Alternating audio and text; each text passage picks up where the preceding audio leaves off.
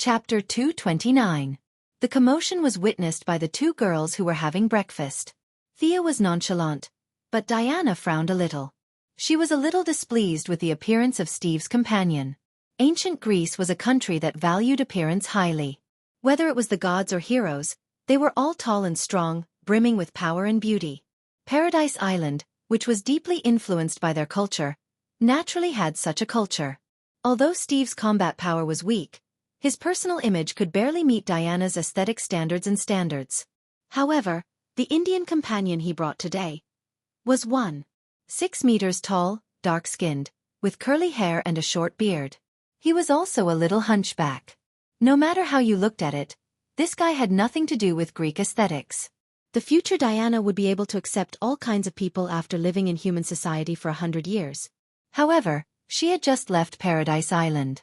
Although she was not the type to judge people by their appearance, she was still a little annoyed when she saw this guy. Would this guy drag down the average appearance of the team? She could not help but feel a little resentment towards Steve. Fortunately, Steve did not come alone. Soon, a good-natured cripple came out from behind him. Thea's eyes flashed slightly. Was Ares going to officially meet Diana? As a person who had disguised himself in human society for many years, Ares knew the human heart very well. He used his identity as a knight to successfully resolve the dilemma of the Indian man. Steve also saw the two women. He quickly walked to them and introduced the lame man behind him. "This is the patriotic gentleman I mentioned to you before, Sir Patrick Morgan, who is very supportive of me. Sir, these two are companions that I met on my journey. They are very righteous friends. This is Diana, and this is Artemis." The old cripple Ares disguised himself very well. He did not reveal a trace of his divine power. He was completely an ordinary old man. When he saw the two girls, he took off his hat in a very old-fashioned way. Thea sneered in her heart. Humph! Taking off his hat. She did not dare to shake hands with him. Once they shook hands, there was no point in hiding. Her cold attitude caused Ares to misunderstand and confirm that she was a member of the Amazon. Ares ignored Thea and automatically turned his attention to Diana. Diana did not notice his abnormality. Seeing that Thea did not speak, she did not know what to say as she was new to human society. She just nodded to show her respect. Steve then introduced the two elites he had recruited. One was a short man of Indian descent who claimed to be able to speak many languages, and the other was a white man with puffy eyes and a small round hat. He said that he was a sharpshooter who could never miss a shot. An Indian and a Jew? With the addition of the Native Americans at the front line, the multinational troops were all present. This was very much in line with the spirit of the Americans. Sia glanced at the two of them and did not look at them again. These two guys were actually praising them when they said they were just here for fun. That sharpshooter was even more of a joke. A guy like that would probably not survive more than 3 days on a European battlefield. Their only commendable quality was that they were not afraid of death. Steve probably felt that the two people he recruited were a bit of a failure. He talked about his plan non-stop. Thea thought that the plan was stupid. She and the others would charge in front of the enemy while Sir Cripple, who had the intelligence, would guide them through Steve's fat secretary and wander around blindly. This way, not only could it help Ares keep track of their whereabouts, but it also gave him the satisfaction of being a chess player. Thea sneered. She thought that she was the chess player, but what she did not know was that there were more consciousnesses watching her behind the scenes.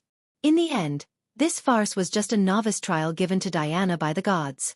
However, since she had taken the longbow from the goddess, Thea would not undermine her. She would work hard to be a good bystander. Thus the plan, which was obviously formed under the influence of Ares's divine power, was passed without the two girls and the helpers saying anything. Finally, Ares handed Steve an envelope and said, "This money will last you for a few days." Then, he smiled and said goodbye to them. Thea looked at the thickness of the envelope and pouted. It was really thin. She estimated that it was less than 10 pieces. What a stingy guy.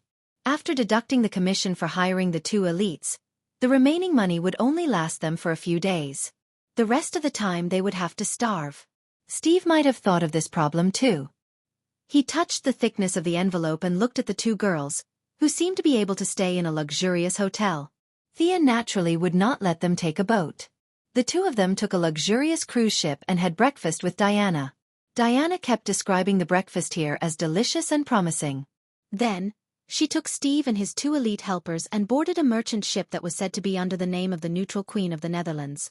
In less than half a day, they arrived at the shore of Belgium and successfully found Steve's 3rd helper, the Native American nicknamed Chief. Xianxia, who did not understand the Native American's language, did not understand why this Native American came to the European battlefield to help the white man fight. Diana was a little interested in the tall and burly chief, but after she threw the burly man 10 meters away with one hand, this interest completely disappeared. The people outside are so weak. Diana complained to Thea, a little distressed. Thea was a little speechless. What do you mean? You can't use me as a standard to measure the people outside. This is a dangerous thought. What if you see the famous Lord Bat in the future and want to test his strength? Won't you punch him to the moon? After this little episode, the chief was still a little angry. For some reason, he competed with Thea and Diana in archery and lasso. The results of the competition were self-evident. The tall and mighty Native American man was now a little evasive when he saw the 2 girls, especially after he learned from Steve that Thea was a witch. He did not dare to show off his muscles in front of the 2 girls. The small team had a heated debate about whether to stop the Germans from spreading the poison first or go to the center of the battlefield to find Ares. Thea naturally supported Diana. At the end of the debate, Steve threw out a shocking idea. The German General Rudolf was Ares, and he wanted to launch the poison attack at the same time. What a coincidence. You guys follow me to kill him. Maybe Ares will be dead after that. In Steve's words, Rudolf was the root of all evil in the world. He would feel uncomfortable if he did not eat a few children every day. It was the first time Diana heard such a shocking story. She was furious and decided to go with them to fight the Demon King, Rudolf. Thea was impressed by Steve's ability to lie through his teeth in order to curry favor. Steve also took advantage of the fact that they did not know the truth of the First World War. He made up a story about a general who used all his military power to satisfy his personal ambition and started a world war. His story was full of arguments and evidence. If Sia had not attended history classes, she would have believed him. Chapter 230. Steve breathed a sigh of relief. He also knew that it would be impossible for him to assassinate Rudolf, the leader of the Junker nobles, with the help of these 2 powerful women.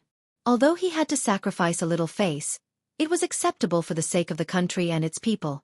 What Thea did not know was that when the world was completely at peace, Diana came to Steve with a history textbook written by the United States. She wanted him to explain the story he made up. Steve was speechless, and in the end, the 2 of them broke off all contact. Steve was secretly pleased with himself. He did not know that he would have to pay the price for what he said today. When the team crossed the battlefield and passed by a village, Diana encountered her first choice in life. A woman with unkempt hair and a dirty face held onto Diana with a child in her arms. "Please help me. My house and food are gone. Please help me." Thea looked at the woman with concern. She was suspicious. This middle-aged woman did not seem to be missing an arm or a leg. If she knew that there was a war, why didn't she run away? Why did she hide in the trench with a child? She was too careless. There were at least 80 or 100 people who had passed by her. Why did she grab onto Diana so accurately? Thea could only laugh at such an unusual situation. It was not the early days of the war. Now that the war was almost over, the rear had been stabilized. This woman only needed to run 10 miles to the west and she would be completely safe. However, she pretended to be a quail and hid in the trench at the front line. "We should help her." She said that there is no food in her village. The villagers have become slaves. "This is my duty." This time, Diana did not ask for Thea's opinion. Although it was normal, Thea was still a little sad. The little white flower Diana was finally growing up. Steve did not know that this was Ares's test.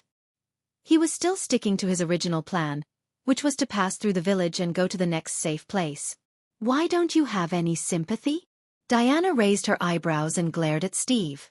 She then turned to Thea and said, "My sister, you will support me, right?" Thea pretended to be hesitant. "Diana, the Queen doesn't allow us to participate in the war." Diana's eyes instantly lost their luster. "But I won't use my Amazon name to fight." Thea picked up a rifle beside her. "I'll fight as a human. I said that I will always support you." Her firm tone almost made Diana jump with joy. She looked at Steve and the others and asked, "What about you guys?" Steve was still thinking about his dream of saving the country, so he avoided her gaze. Not to mention the other three elites. How could they fight for a few £100? You must be joking.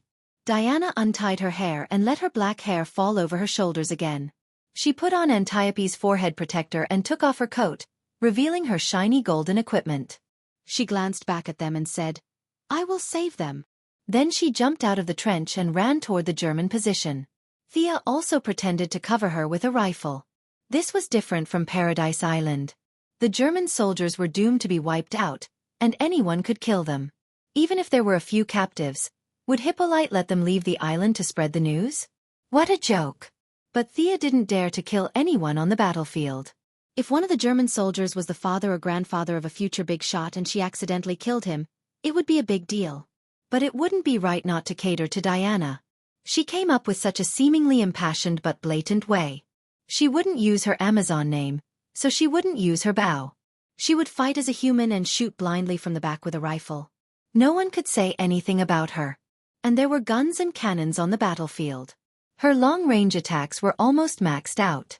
It was easy to hit the target, but it was also not difficult to miss. No one would notice if she missed.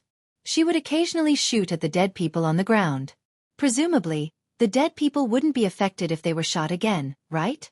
Diana fully demonstrated how a defensive warrior with godly equipment could beat up ordinary people. She blocked, dodged, and parried. When bullets came, she blocked them with her arm protector. When shells came, she found an angle with her shield to block them. The Germans were not to be trifled with. Several machine gunners roared and fired bullet chains at her.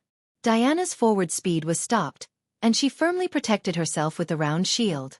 This shield had a similar effect to Marvel's Team America's shield. It had a taunting function. The German soldiers looked at the shield as if it was their father's murderer. They ignored Diana's two long legs, and countless guns and cannons landed on the shield. Thea felt a slight fluctuation of magic. Steve suddenly seemed to be boiling with blood. He jumped out of the trench with a whoosh, and several of his men followed him bravely. Such an unusual move naturally attracted Thea's attention. Was this a chaos spell? It didn't look like it. Thea opened the Eye of Horus and scanned the top of Steve's head. Hee. There were countless people fighting in the shadow. This was the god of war's domain. It seemed that Ares had done something to him. Thea did not intend to destroy Ares's spell. Now that Steve had a small blessing from the god of war, as long as he did not jump into the barrel of a cannon, he should not die. However, the effect was really not that strong. Thea looked at the few elites, and found that the shadow of the god of war was almost invisible on them. The factor that spurred them to rush forward was probably their friendship with Steve. Although their individual combat power was not much, their participation in the battle was like the last straw on the camel's back. When the chieftain threw a grenade into the German trench, Diana took the opportunity to rush in. Sensing that they could win this battle, the commander of the Allied trench also issued the order for a general attack. Sia held a gun and rushed to the front as if she was the real deal. "Diana, are you okay?" Thea looked at her. She did not even lose a single hair on her body. She had a proper divine body. "I'm fine. Which village are we going to?" Diana also understood the power of human weapons through this battle. Now, she was much calmer. She did not even have a scratch on her skin, so what was there to be afraid of? She led the way into the small village occupied by the Germans. Thea did not have the same defensive armor as her, and her personality was not as fierce as her. Although her body was not afraid of ordinary bullets after being transformed by divine power, it was still very painful to be hit. The two kept a distance and rushed into the village. The following battle was very satisfying for Diana, but for Thea, it was very restrictive. This German soldier was full of vitality and did not seem to deserve to die here today. This boy looks so young and has a great future ahead of him. Spare his life. In the end, Thea simply stopped fighting. She called the villagers who were hiding in their homes to come out quickly. Using her strong mental power, she led a large group of villagers to flee. There were so many people that Diana gave up fighting and kept covering her as she led the villagers away from the battlefield. Chapter 231. Leave this to me. You go and deal with the enemy. Thea's original intention was not to disrupt the course of history, and at the same time, she wanted to make her presence known. Whether the villagers lived or died had nothing to do with her. She just wanted to act as if she loved life. With Diana, a fierce defensive warrior, coming over, how could she happily slack off? Sending Diana to the front to kill the enemy was the right thing to do. Then be careful. Diana did not know about her various concerns and only thought that she was really helping her solve her worries. She was touched and rushed into the German stronghold like a gust of wind. She slashed with the sword in her left hand, smashed with the shield in her right hand, and rushed up to kick the enemy when she saw a flaw in their defenses. Thea, who was outside, naturally saw Diana's lithe, beast-like figure. Wherever she went, people died and were injured. Those who were slashed by the fake godslayer were not so bad, but those whose faces were smashed by the shield were more miserable. Of course, the most unlucky ones were those who were kicked more than 10 meters away and vomited their internal organs. Steve acted as a human lift and helped Diana jump 10 meters into the air. After taking care of the sniper at the village's clock tower, the battle finally subsided. Thea saw that the battle was over, and the few remaining German soldiers ran away. She also ended the farce of leading the villagers to escape, but in reality, it was a bit like an eagle trying to catch a chicken. She also deliberately arranged for the villagers to rest, delaying them for a few minutes and avoiding the photo session. These villagers were also careless. The enemy was not far away, and the village was almost completely destroyed by Diana. Taking photos in the midst of the rubble? A group of people celebrated noisily. As the saviors of the world, Diana and the others were clustered in the middle of the village and took a photo that would be passed down for hundreds of years. How is it? Does it feel good to be the savior of the world? Thea thanked a few villagers who wanted to invite her home as a guest and came to Diana, who was standing alone in the ruins. Those Germans are also very weak, almost as weak as these villagers. Why didn't the villagers resist? Is it because of the weapons? Diana pointed at the hundreds of villagers who had rushed out of the square. She was puzzled. There were many strong men here. Why did they hide during the battle just now? Based on her understanding, if this incident had happened on Paradise Island, there would have been a bloodbath. These villagers were all in good condition, so why did they not have the slightest bit of resistance? Humans are very complicated. They can't be measured by simple good and evil, cowardice and bravery. Some people are weak all their lives, but they are not bad people. Some people never hesitate, but they are not good people. Thea gently brushed her cheek, wiping away the dirt on her face. Diana, you are not a god. You are not a human. Thea continued. You're not an Amazon either. You're too unique. You're the only one in this world. Humans have their own path of development. This is something that even the gods cannot interfere with. You are not a nanny, and humans are not as weak as you think. You can't blindly use your power to help them. What you should do is to uphold the justice in your heart. Thea knew that changing her beliefs was not something that could be done overnight. Her outlook on life had been forged by Hippolyte for 5,000 years. It was not good or bad. It was just wishful thinking. In the days that followed, Diana fought on the front line, but she did not understand her own heart.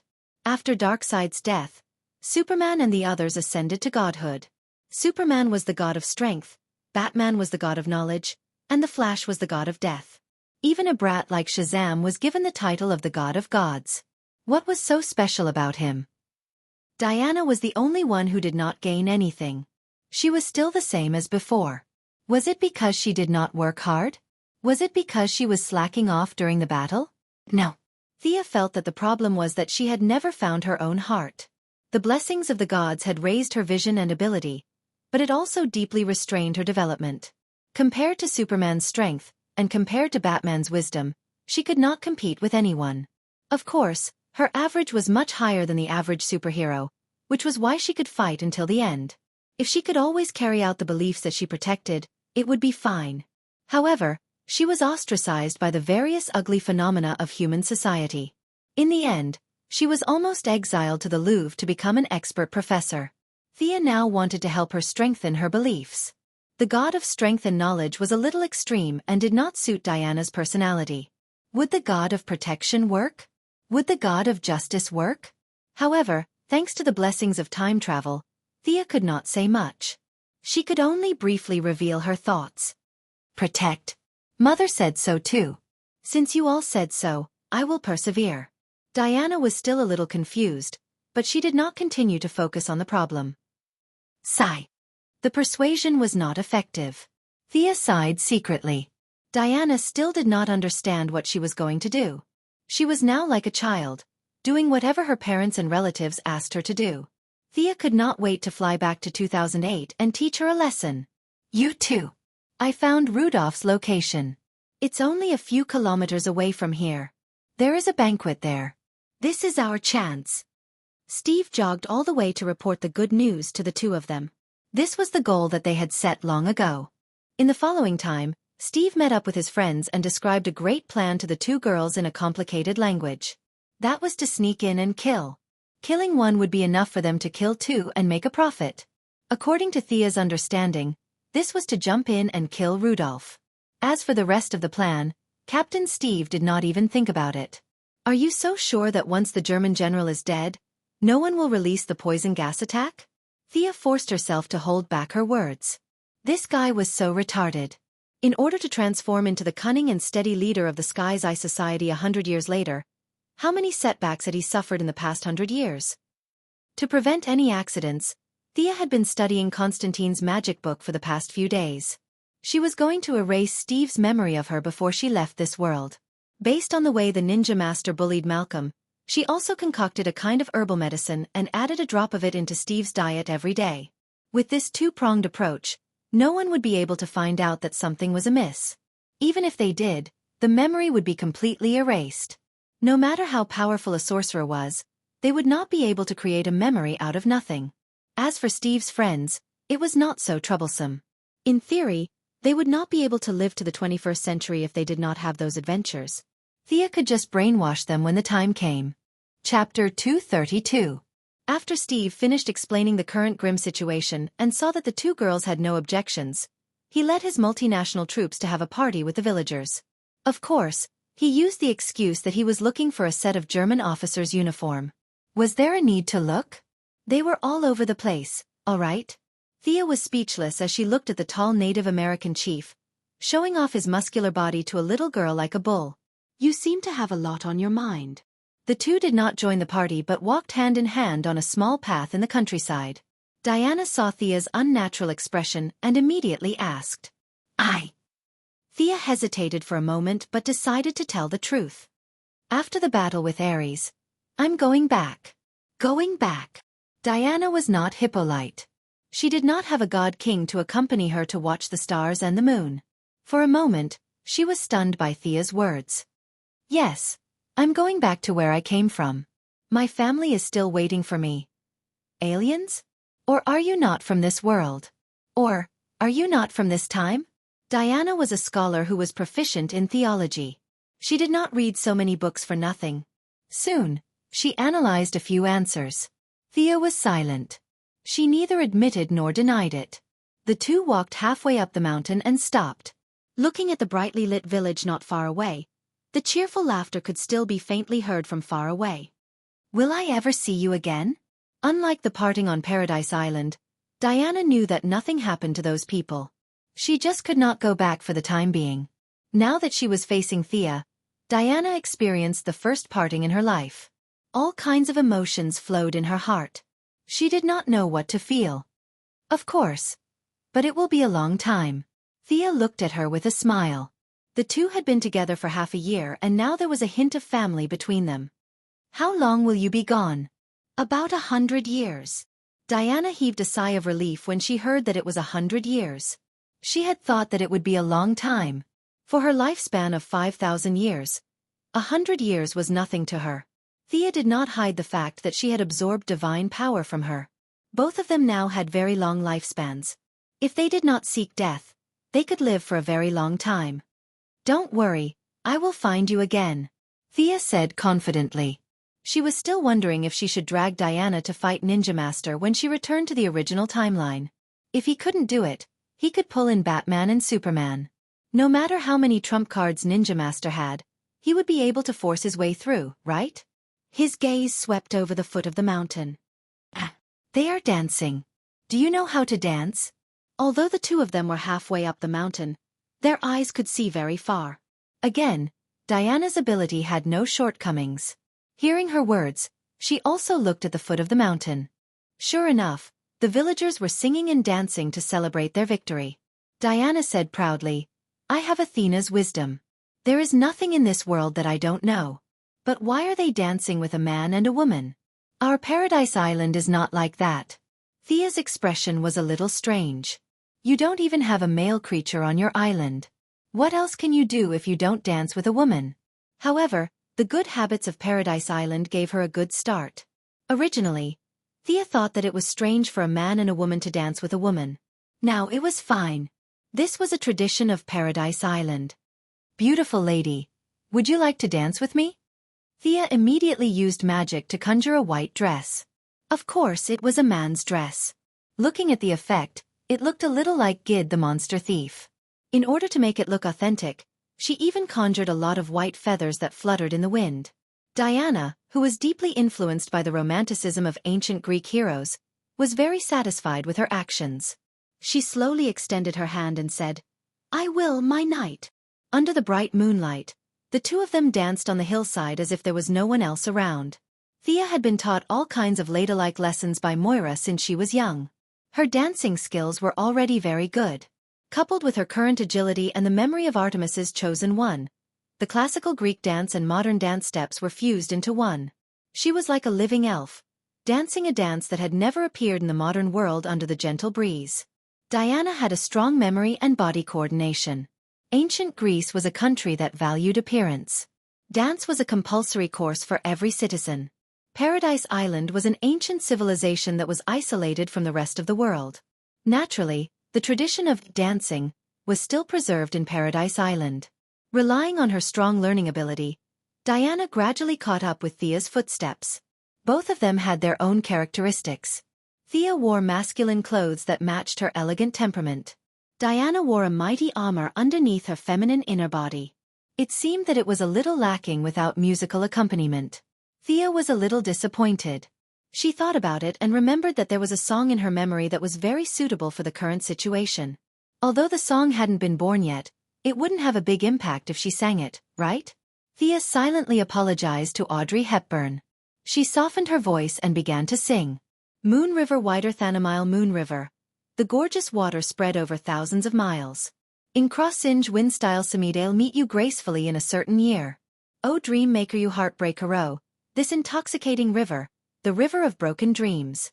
Where a very going im go in your way no matter where you go, I'll be with you. Two drifters off to see the world traveling with you. I'll see the whole wide world." The whole song wasn't long. The original singer sang it in a low voice. The sentimental parting was not in line with the characters of the two. Both Thea and Diana were the kind of people who would cut down Gordon if they encountered a dead knot. Thea sang the whole song in an unusually high-pitched voice. With the moonlight, her voice was clear and pure. The meaning of the song was naturally heard by Diana. The two looked at each other and understood each other's feelings. Diana nodded deeply. No matter what the road ahead was, she knew that there would always be someone by her side. Their dance didn't attract much attention at first. It wasn't until Thea sang that the people in the small village slowly stopped celebrating. "What song is this? It's too far, I can't hear it clearly, but it's really good." A few villagers whispered to each other. The Indian man also came to Steve's side. "Hey, are those two women on the mountain? You still haven't told me where you met such beautiful and powerful women." The Indian man thought for a long time but couldn't think of a word to describe Diana's powerful combat ability.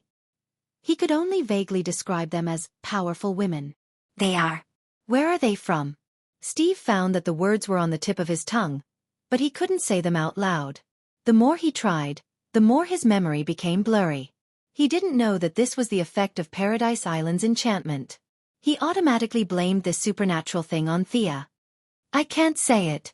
Sammy, trust me. I didn't mean to not say it." Chapter 233. Don't get too excited when you hear this song in the future. Thea did not know that she had always been the scapegoat for other people. Today, she was being blamed by Steve. She felt great after singing the song, but she immediately thought of the consequences. What if Diana saw Audrey Hepburn singing this song in the future? She began to talk to Diana in a low voice, trying to patch up a few things. "I've never heard this song before, and it's so good. Are you implying that I'll hear it in the future? So it's a song from the future? Are you also from the future? Oh. No wonder you didn't use your full strength in the battle this afternoon. Diana was naive, but not stupid. With so many clues, it was easy for her to analyze the truth. What else could Thea say? She could only nod. Diana crossed her arms and glanced at Thea. You didn't dare to participate in the battle this afternoon because you were afraid of causing a chain reaction in time? But you still insisted on participating in the battle against Ares. This means that Ares will definitely be defeated by me, right? As long as it did not involve complicated political issues, Diana instantly turned into a Grim Reaper student. Her amazing reasoning came out one after another. When she saw Thea neither nodding nor shaking her head, her conviction almost reached its peak. Thea was a little speechless as she looked at Diana, who was full of fighting spirit. She did not expect that such a reasoning would strengthen her belief in winning. It could be said that it was an accident, or it could be said that it was historical inevitability. Diana finally returned to the track of the original plot, which was to firmly believe that she could defeat Ares. After Ares is defeated, will my mission be over? Diana knew that she should not ask too much, but after a few moments of hesitation, she asked this question. Thea gently patted her on the back. Of course not, my knight. Your mission has just begun. Knight? Do you think I look like a knight? Diana had obviously read a lot of knight novels. She laughed heartily. That's right. Look at you, you have a shield and a sword. If you're not a knight, then what are you? I'm a weak woman who needs your protection. Nonsense. You are not a weak woman, my great mage. Hee. Diana seemed to like this kind of role play very much. As she spoke, she even acted like a valiant king walking. The opposite was indeed the most adorable. Thea was overjoyed to see Diana, who was usually serious, finally smiling. However, she could not continue with this role-playing game. The story of King Arthur was a household name. Diana, who had been a hermit for 5,000 years, would definitely have heard of it. It would be bad if she thought of something like Merlin. Thea quickly changed the topic. The next day, the six of them bid farewell to the villagers and embarked on the last stop of their journey. When they approached the German castle, Steve pretended to be a German officer and Sammy, who pretended to be an Indian driver, first sneaked in to gather information. In order not to make any big changes, Thea separated from the others early. She cast an invisibility spell and lay on the top of the castle to bask in the sun. When she was tired of lying down, she took out a magic book to study. When she was tired of reading, she continued to bask in the sun. She was not going to participate in the later part of the story. She was fine as long as she was nearby when Diana and Ares fought. After all, Boss Zeus' arrow was automatically charged. At this time, she was happily flipping through a book with a strange name. Defense Against Black Magic. Thea complained for a long time. Would she directly transmigrate to the Harry Potter world after reading such a crappy book? Unexpectedly, after just 3 pages, a vague message came from the elk in the space ring. The goddess wants to see me? The goddess was the goddess of the night. She probably did not like the sun. Thea quickly flew down from the castle of an old noble in Germany. She walked into a dense forest and stood there with a serious expression, waiting for the goddess's inquiry. What? The goddess doesn't have enough magic power. She needs my magic power? When Thea stood there obediently for 3 minutes, the elk sent her another message, which made her a little nervous. What the hell? She needs my magic power to talk to me? Is it a two-way charge? She doesn't have the spirit of keeping up with the times.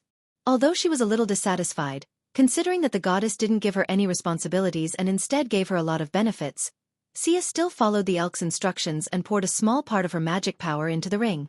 After a moment of dizziness, Thea came to the high-dimensional space she saw last time. However, the space was not as stable as last time.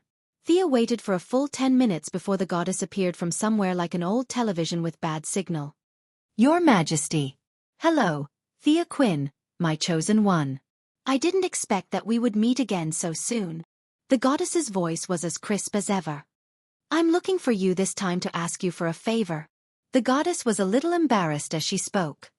I'm willing to serve you, Thea shouted loudly. However, the goddess's next sentence made her confidence plummet. Unfortunately, I don't have anything to repay you. Are you still willing to help me? The goddess's voice was so bleak. The elk also rubbed his head against Thea's calf. His intention to please her was obvious. Poor. You don't have anything? You want me to help you with just your mouth? Thea wanted to refuse, but she still had a little conscience. She did take a lot of benefits last time.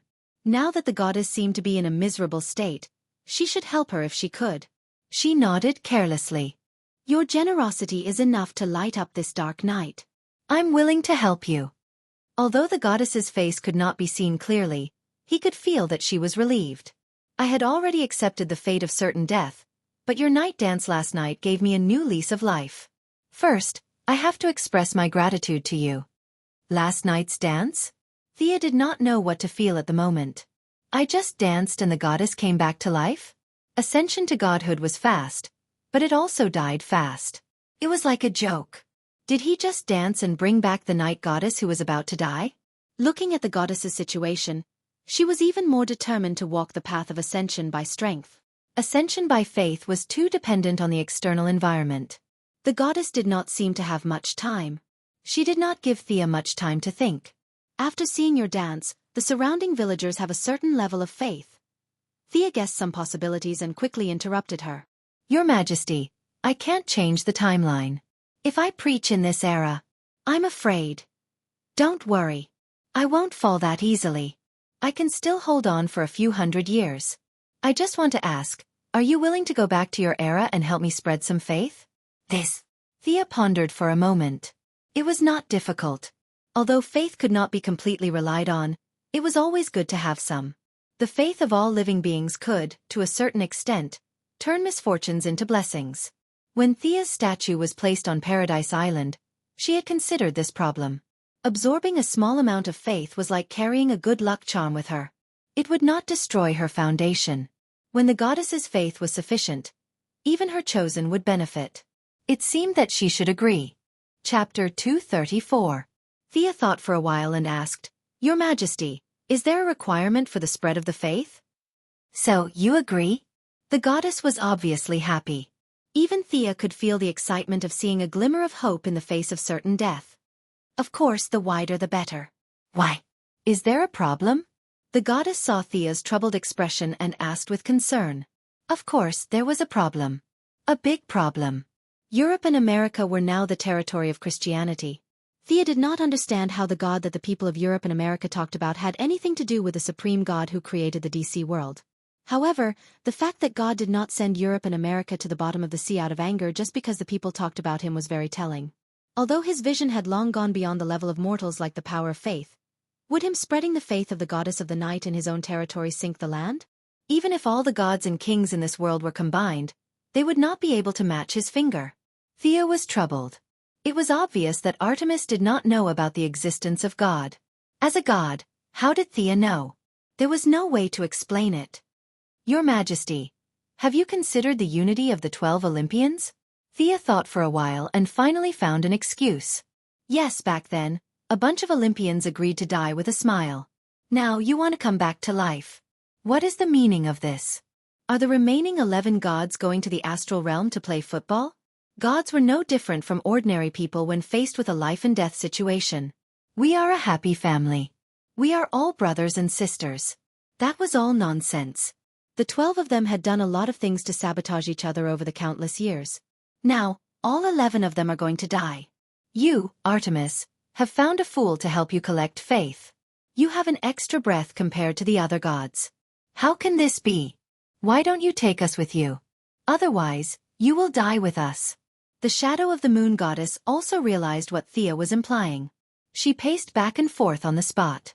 After thinking for a long time, she finally made up her mind. What you said makes sense. You can't publicize it on a large scale. You can do some work on a small scale. Now that I've officially awakened, you can't take my divine name anymore. To make it up to you, I'll give you a small privilege. The goddess pointed a finger at Thea, and a transparent light connected the two of them. The light was very faint, and it only lasted for a short time. She was not the one who had asked for this title in the first place. Sia had not wanted it for a long time. In the eyes of the people on Paradise Island, it was an honor, but in her eyes, it was nothing. Now that she could return it and get some special privileges, it seemed like a good thing. However, when she touched her body, she did not feel any enhancement. Seeing her doubts, the goddess said, "In the future, under the night sky, as long as someone calls your name within a certain range, you will automatically be able to hear the following 5 words. Of course, as your divine power increases, this range will also increase." At first, it sounded like this ability was useless. However, Thea suddenly realized that this was the real horror of the gods. They would know when you mentioned their name. Her ability was obviously a weaker version. There was a limit to the range in time, but it was really useful. The only thing Thea could think of in a short time was to find out who was bad-mouthing her after she took control of the company. Then she would send that person to Siberia. However, she soon understood the goddess' intention. She was secretly spreading her faith on behalf of the goddess. She was the goddess representative. Wasn't the best way to express her dissatisfaction with the goddess by bad-mouthing her? So that was what the goddess was thinking. Thea now had a clear understanding of the gods' far-sightedness. However, spreading the faith required some work. Sia would not dare to spread it in Europe and America even if she had 3 guts. The people of the Arab world were tough. The Crusaders had fought for hundreds of years in the East, but they had not succeeded. She had no chance. After thinking about it, she decided to spread her faith in Africa in the name of the Quinn Group's poverty alleviation. However, why did it feel like she was going to have to face the Egyptian gods again? The matter of her faith was not urgent. If she could not go back, everything would be empty talk. "Your Majesty, I will do my best to spread your faith. But about me going back?" The goddess seemed to know what she was implying. She smiled brightly and said, "Ares' strength is enough. Look at you, you want to join the battle too? Are you also interested in Ares' divinity of war? Go if you want to. The gods are all focused there. Ares' avatar is destined to fall today, and his main body's line of sight has been blocked by the gods. You can fight without holding back, and it won't affect the timeline." Oh, that's great. Thea was originally a little worried about Diana fighting alone. Now that she heard that it would not affect the timeline, she was instantly in high spirits. "Then, Your Majesty, I will join the battle. Go, my chosen one. I will pay attention to you in the divine kingdom." Thea exited the goddess' high-dimensional space with ease. Time passed slowly, and soon it was night. The surrounding environment was shrouded in darkness. Not far away, there were bursts of singing and dancing in the castle. Thea took off her cowboy clothes and changed into the Amazon armor. She was ready to participate in the battle tonight as a female warrior. She took out the silver moon bow. From time to time, moonlight sprinkled on the bow. Thea felt the silence of the night sky and adjusted her state. She wanted to face Ares in her strongest state. There was a commotion in the castle. A cannonball suddenly flew out of the barrel and flew towards the village where Thea and the others were staying. Originally, Thea was hesitating whether or not to intercept the cannonball. However, after talking to the goddess, she changed her mind slightly. According to the goddess, these villagers had a certain amount of faith because of her and Diana's night dance. Presumably, the goddess would save them. This was spiritual food that could allow her to persist until she returned to the original timeline. No matter how cold she would not joke about her own life, right? As for those who did not believe in the goddess, Thea could only helplessly say that this was fate. They did not have the ability and courage to change themselves. They were destined to die here today. This involved a huge problem of the timeline. The villagers who believed in the goddess were lucky. With the goddess resisting the changes in time, Thea's small arms and legs could not save the rest. Especially when she knew that the eyes of the gods were here. She immediately realized that the water was too deep. As a person from the future, it was better for her not to participate. Da-da! The sound of horse hooves sounded in the quiet night sky. Diana took off her disguise and rode a tall horse to the edge of the village. Facing the yellow poisonous fog, she ran into it without hesitation. Chapter 235. Diana went back and forth between the yellow poisonous gas. Everywhere she looked, there were villagers prostrating on the ground. Regardless of whether they were men or women, old or young, noble or lowly, they all fell without exception on the land that raised them. Was all of this inevitable? Why didn't you stop it? Diana walked to the central square and found a figure standing there. She was overjoyed, but when she got closer, she found that it was Thea who was silently watching her. She could not help but ask loudly. Thea had been observing from a distance with the eye of Horus. She thought that Captain Steve would try to persuade Diana, but she found that the patriotic young man did not follow Diana at all. Sia knew that her unremitting efforts had tarnished Steve's reputation. The friendship between the two of them was only at the level of nodding at each other when they met. It was impossible to expect him to persuade Diana because of their friendship. I still changed history. Thea could not tell if she was happy or annoyed, but when she saw Diana pacing back and forth in the ruins, she knew that she had to take the blame. She calmly walked into the miasma. As the air became thinner, the concentration of the miasma dissipated. Thea had eaten the fruit given by the swamp monster. Although she was not immune to poison, her own poison resistance was also very high. With the addition of the physique of the chosen, the reduced concentration of the miasma could not do anything to her. Now, facing Diana's question, she could only express her opinion with silence. You could have stopped it. Diana saw that Thea did not speak. The more she thought about it, the angrier she became. She threw a punch. Thea now knew that she had to face her anger. Steve in the original spacetime might have been beaten up, but Diana must have considered his small physique and let him go. Now that the role was switched to Thea, it was not so good. Thea also wanted to see how powerful Diana was after she left Paradise Island. Being a punching bag without fighting back would definitely be better. Movies and TV dramas were filled with such scenes, but Diana was too strong. There might be a few powerful beings in the multiverse who would stand still and not retaliate, but Thea's name was definitely not among them, at least not now. Before she entered the poisonous fog, she had already cast a bunch of strengthening spells on herself. She now had strength, speed, and endurance. Afraid that it was not enough, she also equipped her right arm with a mechanical arm. Now, facing Diana's hateful punch, she did not hold back at all.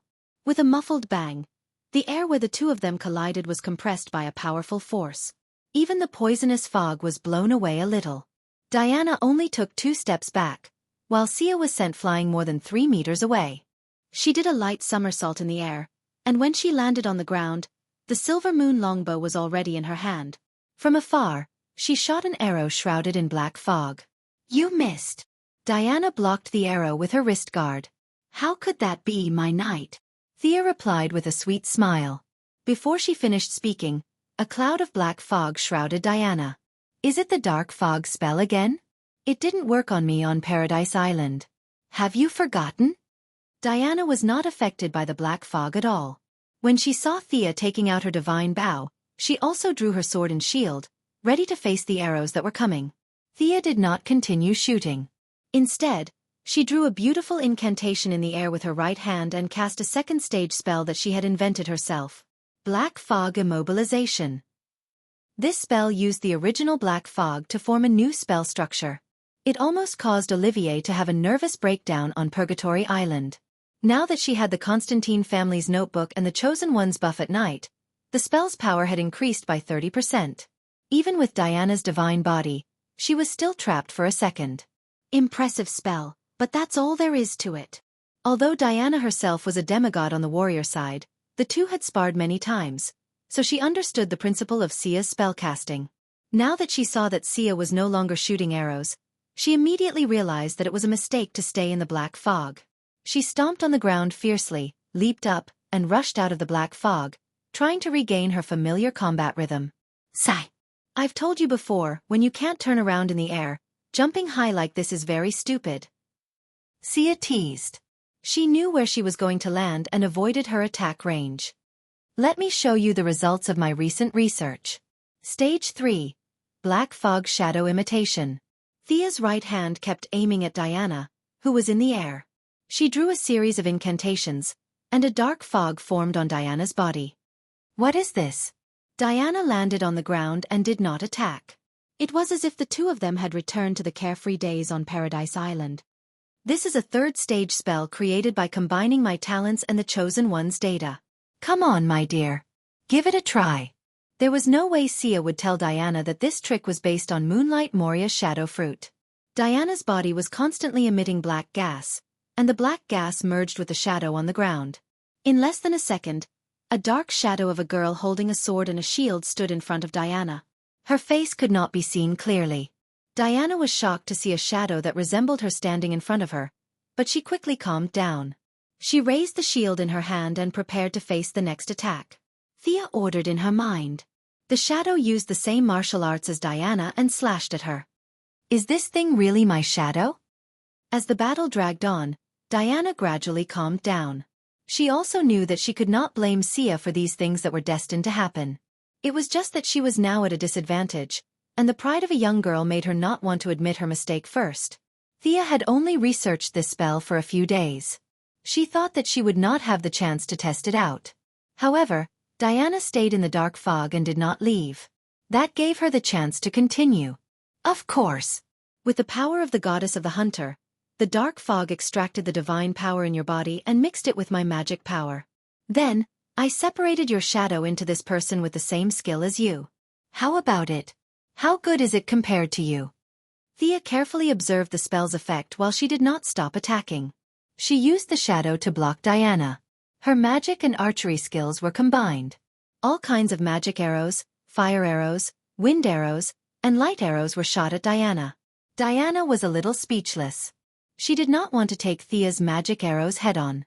She tried several times to bypass the shadow to find the real Thea. However, the shadow's skill was exactly the same as hers. Both of them clashed with the shield, and there was no clear winner. Moreover, the shadow had extracted her divine power. After more than 30 moves, Diana still could not defeat the imposter. What an exciting battle! Diana from Paradise Island, and this must be the chosen of Artemis. I wonder if the two of you can stop for a while? Just when Diana had the upper hand and the shadow was about to lose, a lame old man walked out of the poisonous fog. Chapter 236. Ares. Damn it! Why did he jump out in advance?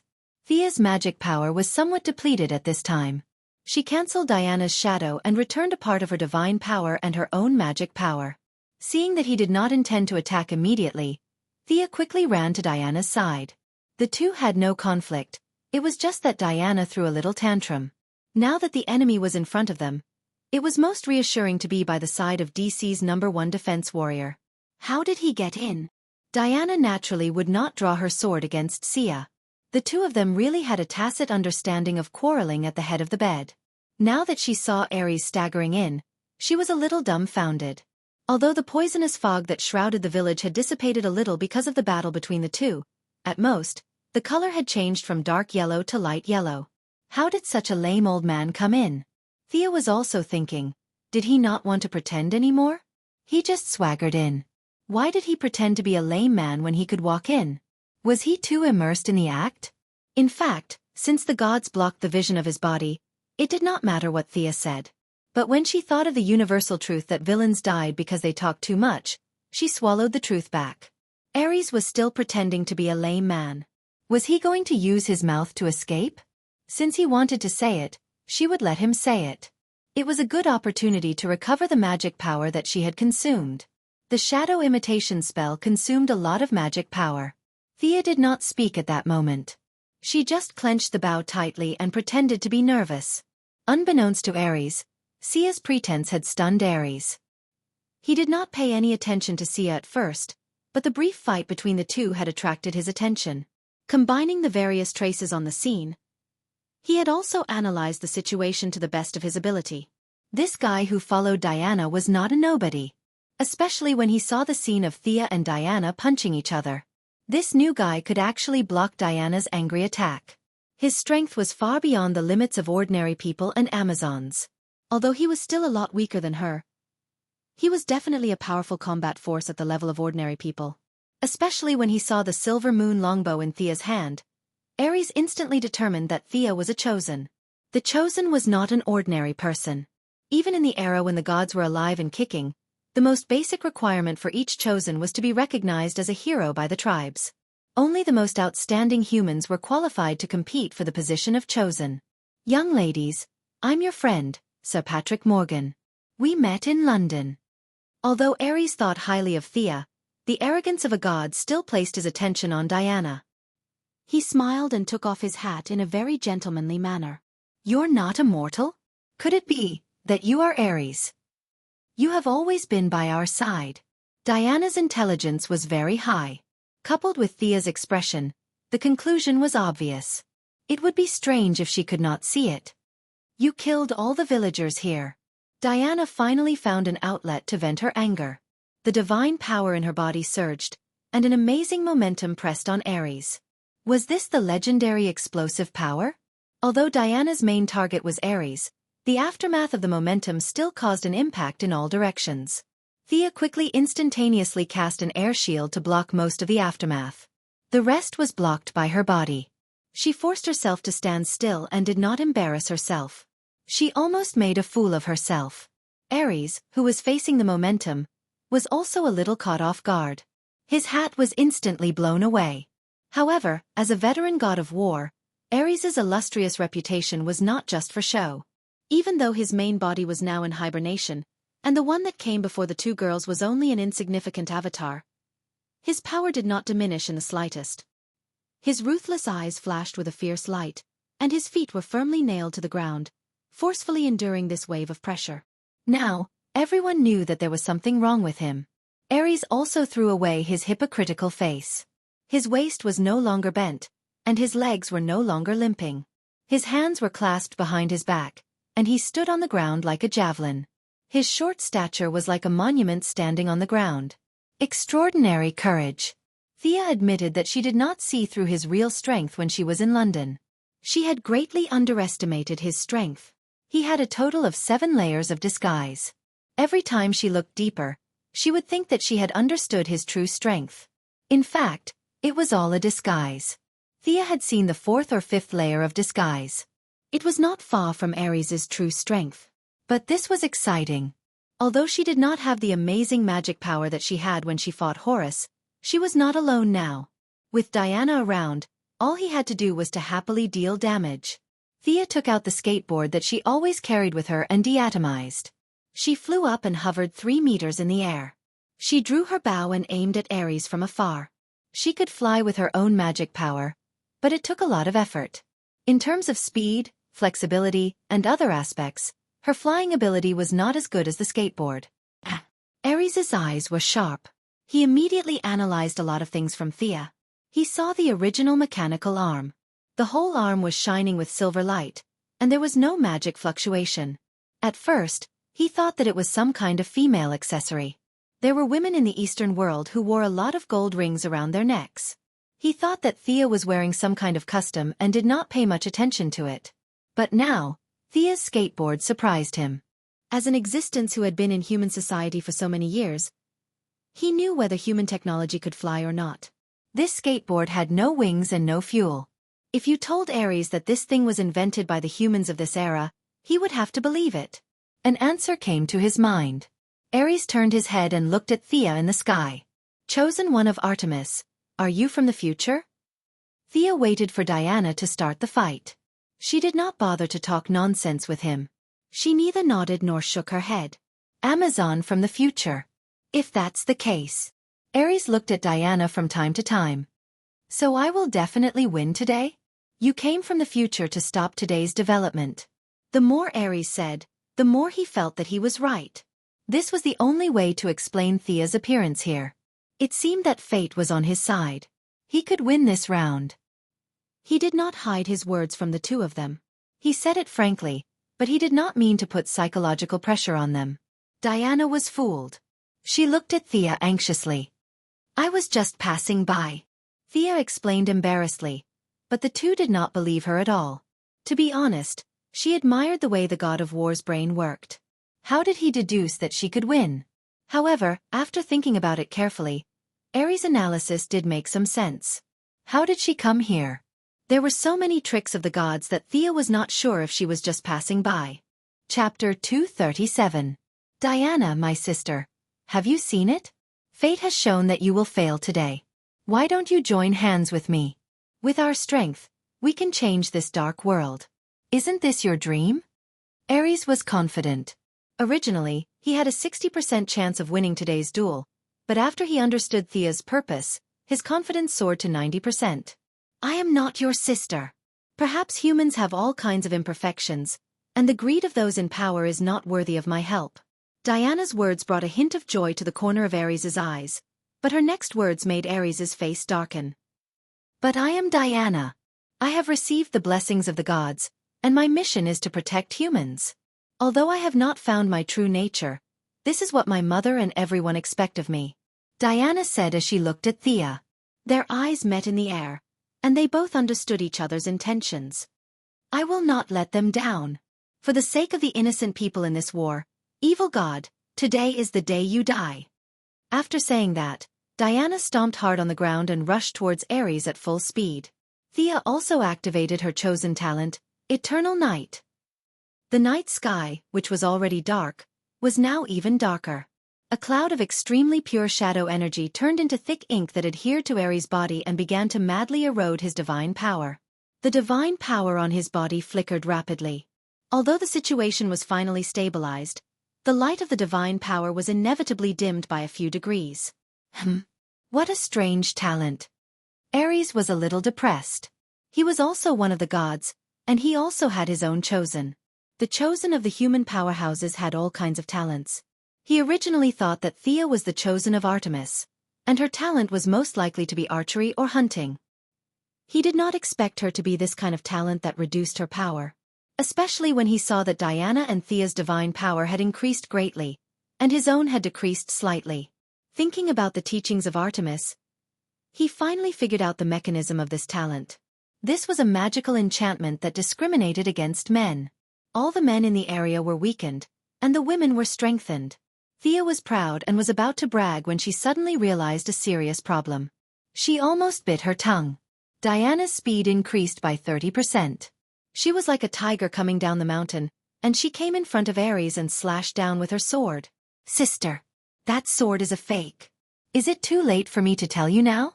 Thea looked at the blade getting closer and closer to Ares' head, and she was cursing Hippolyte in her heart. This old woman is too deceitful.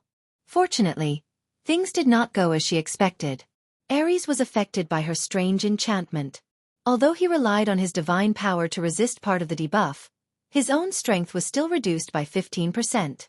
On the other hand, Diana's strength increased by 30%. With one buff and one debuff, the strength of the two was instantly equalized. Ares' original 90% chance of winning was reduced to 60%.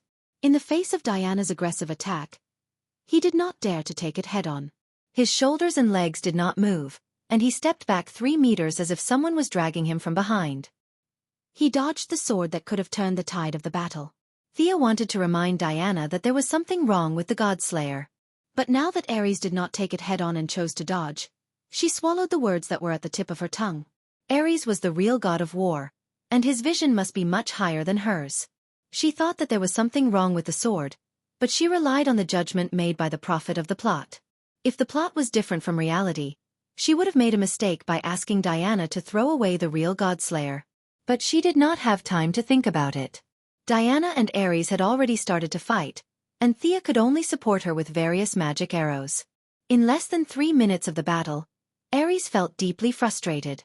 It was not that he was not strong enough, but that the two women in front of him cooperated too well and complemented each other very well. Just as he was about to rise into the air to fight, Thea pulled him back with a gravity spell, and Diana followed up with a shield bash. He wanted to control the surrounding buildings to drown the two of them, but Thea's continuous magic arrows interrupted his guidance, and he could not cast any spells at all. After dodging several attacks from Diana's shining sword, he took a break and prepared to summon a warrior from the god's kingdom to help. Although he knew that it was best to summon a female warrior in this damn enchantment, the god of war was also a discriminatory clergy, and female warriors under him were as rare as pandas. He had no choice but to find a male warrior, and he did not expect him to be of much use, as long as he could delay Thea. But unfortunately, Thea had been reading the magic books of the Constantine family recently, and almost half of the book was written about summoning and anti-summoning magic. Seeing that Ares had the intention to summon, Thea did not hesitate and cast a banishment spell, and the poor male warrior was beaten back just as he took a step forward. Ouch, damn it! Ares was annoyed. He was the god of war, not a mage god. Although he knew a few high-end spells by analogy, Diana was pressing him step by step, and did not give him any time to cast them. He had time to cast low-level spells, but his vision was too high, and he did not know many of them. The few spells that he did know were either destroyed or interrupted by Thea, and he was now in a difficult situation. Thea's interruption was very successful, But her output was also very strong. With the help of the artifact longbow, she constantly shot arrows full of dark and light energy at Ares, and with the excellent maneuverability of the skateboard, she constantly cruised around Ares. Many arrows were shot at tricky angles, and Ares could only take them head-on. Magic arrows were different from traditional arrows, and magic arrows would turn into pure energy and enter the target's body when they hit the target. Thea's elemental energy was very pure, and there were light, dark, fire, and wind. Several types of energy were constantly gathering in Ares' body, and from time to time, there were a few small explosions. Ares' divine power was inevitably not working well, and the result was that Diana hit his shield a few more times. As the god of war, Ares was very experienced, and he could estimate that the consumption of his divine power was much greater than the other two. He knew that if this continued, he would be beaten to death. He pointed at Sia from afar, and a green wave of light flew out. What was this? Thea only felt that the energy in the green light was violent and determined, and it did not look like a natural spell. She did not dare to take it head-on, and she dodged far away with the excellent maneuverability of the skateboard. Ares took advantage of this once-in-a-lifetime opportunity and punched Diana with all his might. It's time to show you the difference between gods and you. Chapter 238. Ares had completely shed his mortal disguise. Armors, gauntlets, and even a horned helmet were put on. The hypocritical Sir Cripple had completely disappeared and was replaced by the god of war, who symbolized attack and slaughter. Countless images of war appeared around him. There was the Battle of Hot Spring Gate, the war between Saladin and the Christians, and the First World War in human history. Countless heroes were attracted by war and went to the battlefield. Some gained glory, but more lost their lives. Thea's eyes could not help but be attracted by the various illusions. Fortunately, she was now on the path of a god. The power of the priesthood of war was not directed at anyone. She shook her head and stopped looking at the illusions. This guy is quite powerful. Thea was shocked by Ares's invisible and amazing aura. Fortunately, her vision was broadened and she quickly regained her fighting spirit. She turned to look at Diana. In terms of the level of life, Diana was indeed much stronger than Thea. Although she was also frightened by the pressure of the priesthood, she quickly returned to normal. Do you think this is my real power? You are wrong. Haha. Ares laughed wildly. 1 became 2, 2 became 4, and finally 7 Ares in full armor. Each of them was armed with a sword, a giant axe, and a warhammer. That Amazon over there. Do you have any way to counter it? This is the power of a god. Put away your ridiculous spell. Haha. It could be heard that Ares had a very bad impression of Sia. He had even cast aside the main character, Diana, and mocked Sia first. Oh my god. Thea was no longer the girl in Star City who was in the late stages of persecutory paranoia. As her strength grew, so did her temper. The Ares in front of her was relying on the priesthood of war to suppress the two girls. After all, he did not come in his true form. His strength was far inferior to Horus. What's so great about divine power? Thea muttered in a low voice. I have it too. Channeling the divine power in his body to the eye of Horus, the power of the eagle god was unleashed. Everything in the universe was clear at a glance, and a mysterious divine light swept across the group of Ares. What? Before Ares could figure out what was going on, he saw his 6 avatars vanish into thin air under the divine light. He was the only one who was still holding his 2 swords and posing foolishly. This is not the power of the Greek gods. Thea's glance stunned Ares. He had thought that it was a civil war among the Greek gods. He did not expect that Thea had the power of other gods. Although the Egyptian gods were now in conflict with Thea, and their conflicts were gradually increasing, she still had to say that the Egyptian gods were more serious and responsible. Take Horus for example. Every day, he would transform into an eagle and patrol around. When he saw injustice, he would judge it in the name of Ra. They could be regarded as a group of serious and responsible gods. On the other hand, their good neighbor, the Greek pantheon, was completely different. Zeus did not set a good example at all. Every day, he would happily transform into a big black bull and tease girls everywhere. If even the king of gods was like that, the main gods below him would be even more crazy as if they were sheep.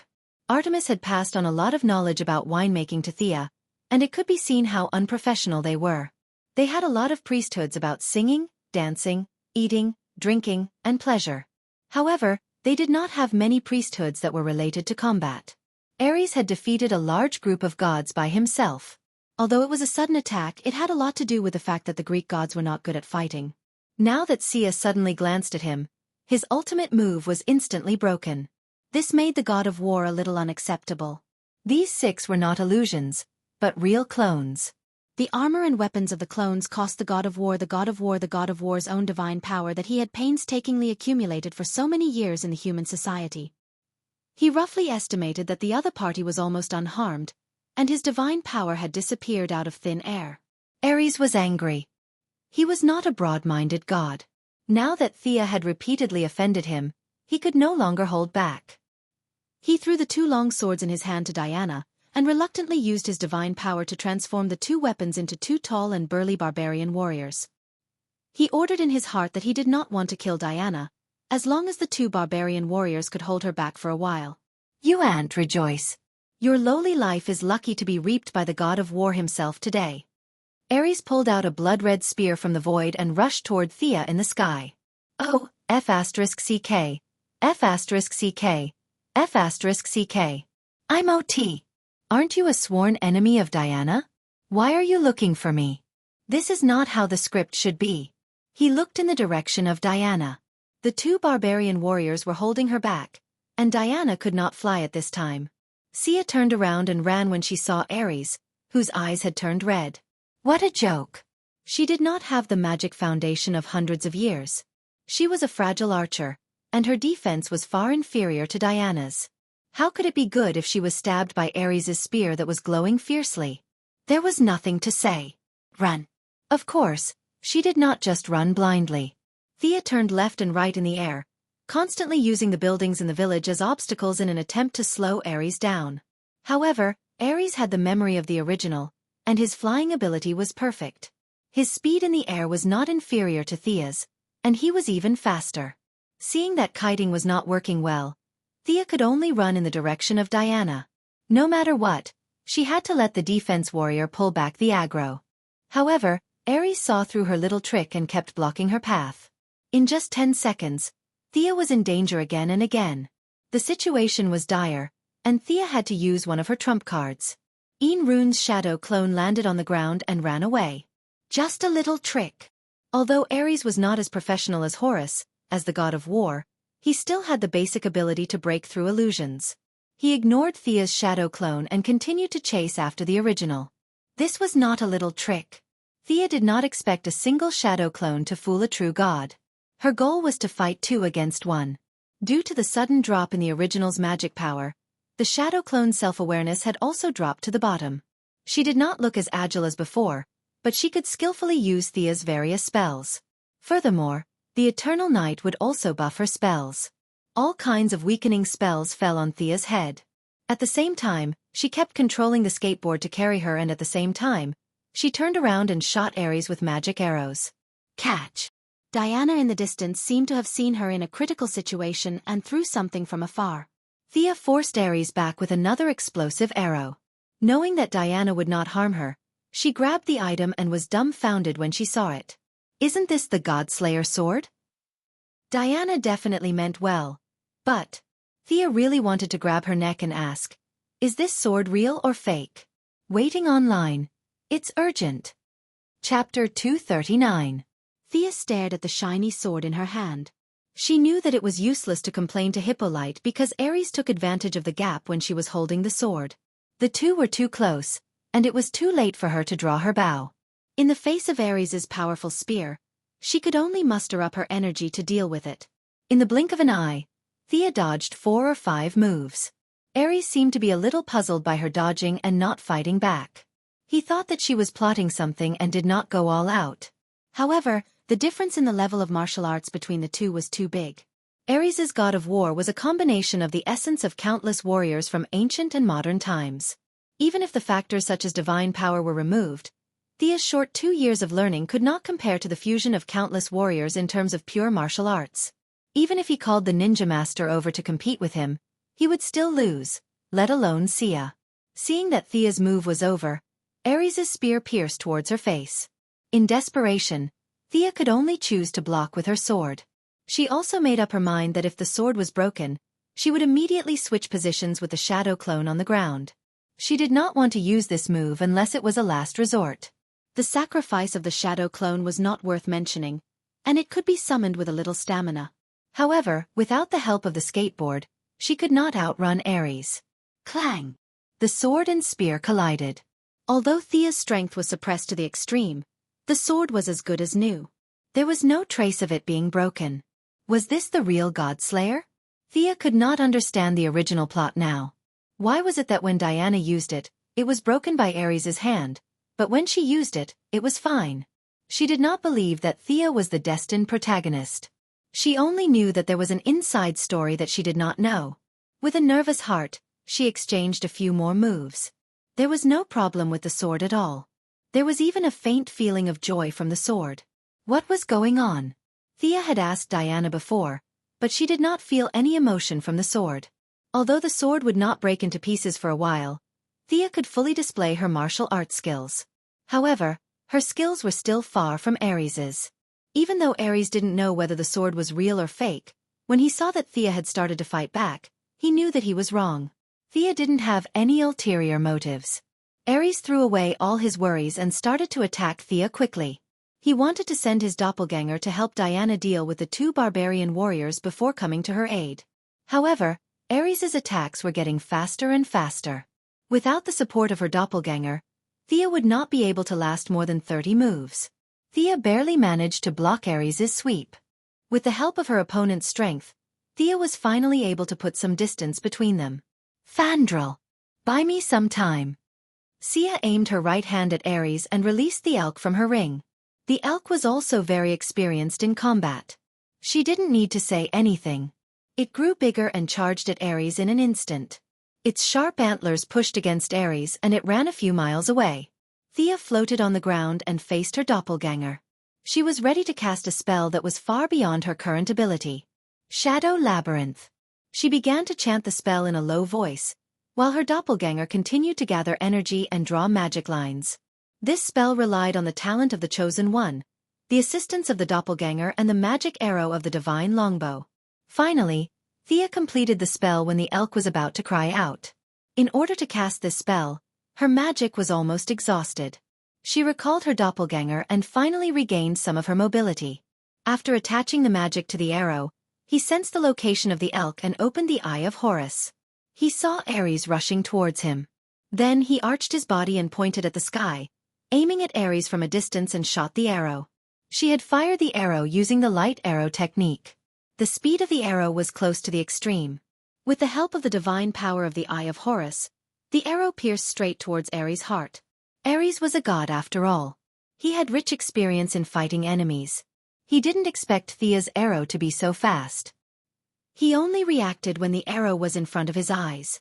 The violent friction between the dark energy on the arrow and the air almost brought out lightning. It was obvious how dangerous this arrow was.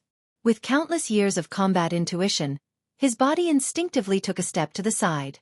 This magic arrow, which represented Thea's current highest level, pierced through the right side of his chest plate. That's all. Sigh, what is this? Ares was actually severely injured, but his pride did not allow him to be defeated by mortals. Even if he was defeated, he did not want to lose and continued to roar. But before he could finish his sentence, he saw a ball of dark shadow energy wrapping around him in the opposite direction, as if trying to drag him somewhere. This was a high-level spell. Although Ares had never seen this spell, he could still judge the level of the energy. This thing definitely didn't suck him in to treat him to a meal. He began to struggle. If he was in perfect condition, even this level of spell wouldn't be able to do anything to him. There was a natural gap between gods and humans. But now he was just a clone. His divine power had no source. Every time he used it, it would be depleted. After being suppressed by Thea's talent and being tortured by her back and forth several times, 20% of his divine power had been consumed. Considering that he still had to deal with Diana, who was almost in perfect condition, Ares hesitated. The elk had fought with the goddess for many years. He had rich combat experience, or rather, he was very cunning. Seeing Ares's hesitation, the elk ran a few steps and pushed him in under Ares's furious gaze. Go support Diana. Thea ordered the elk in her mind. She was slowly recovering her magic power. Ares was only temporarily trapped.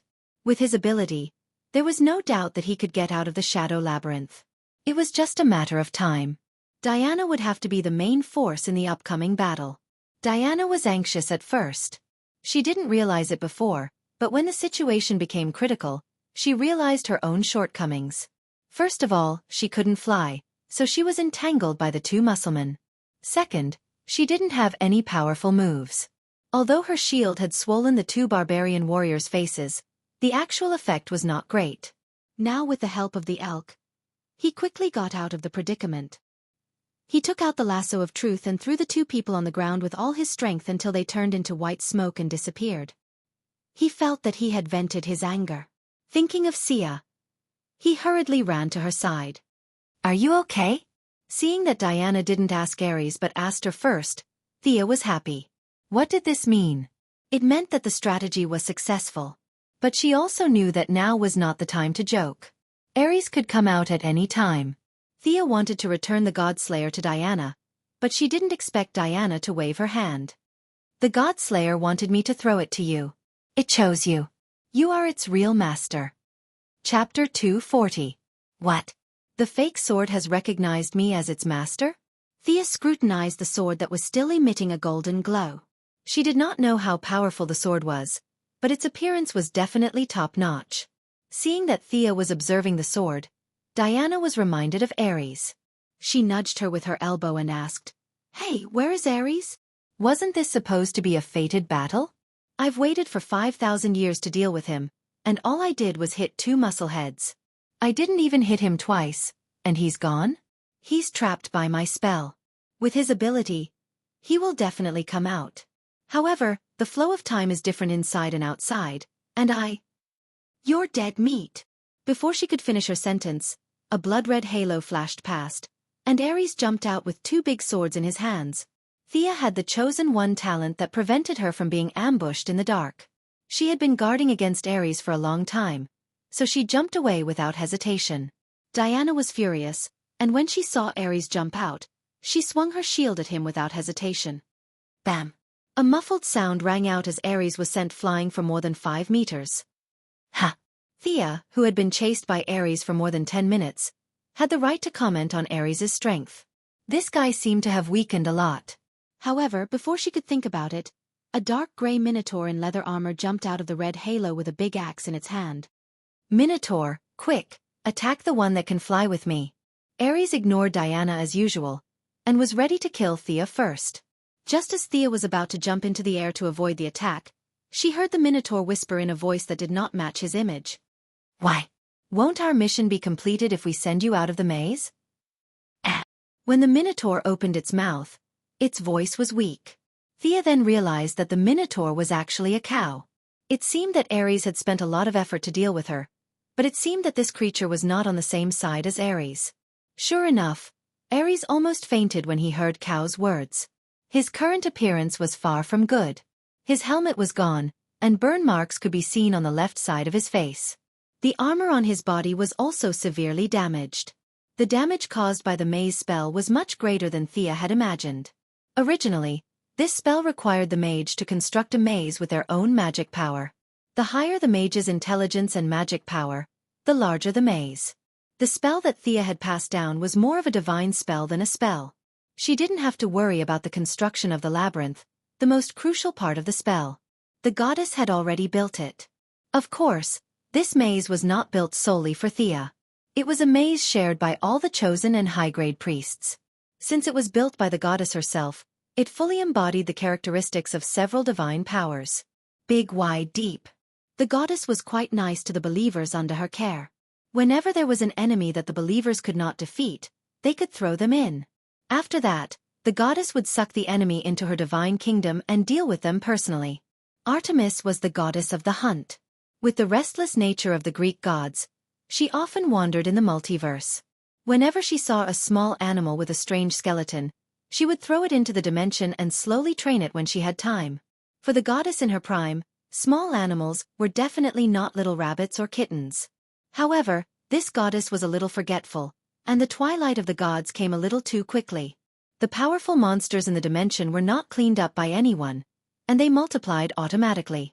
When Comrade Ares was pulled into the maze, he happened to encounter 3 small animals. They were 3 black dragons that were known for their bad tempers. Their leader, Daddy Dragon, was at least 100 meters long. Daddy Dragon was in the cave teaching young Master Dragon how to hunt. A cloud of black fog flashed, and Ares was thrown out with a spear.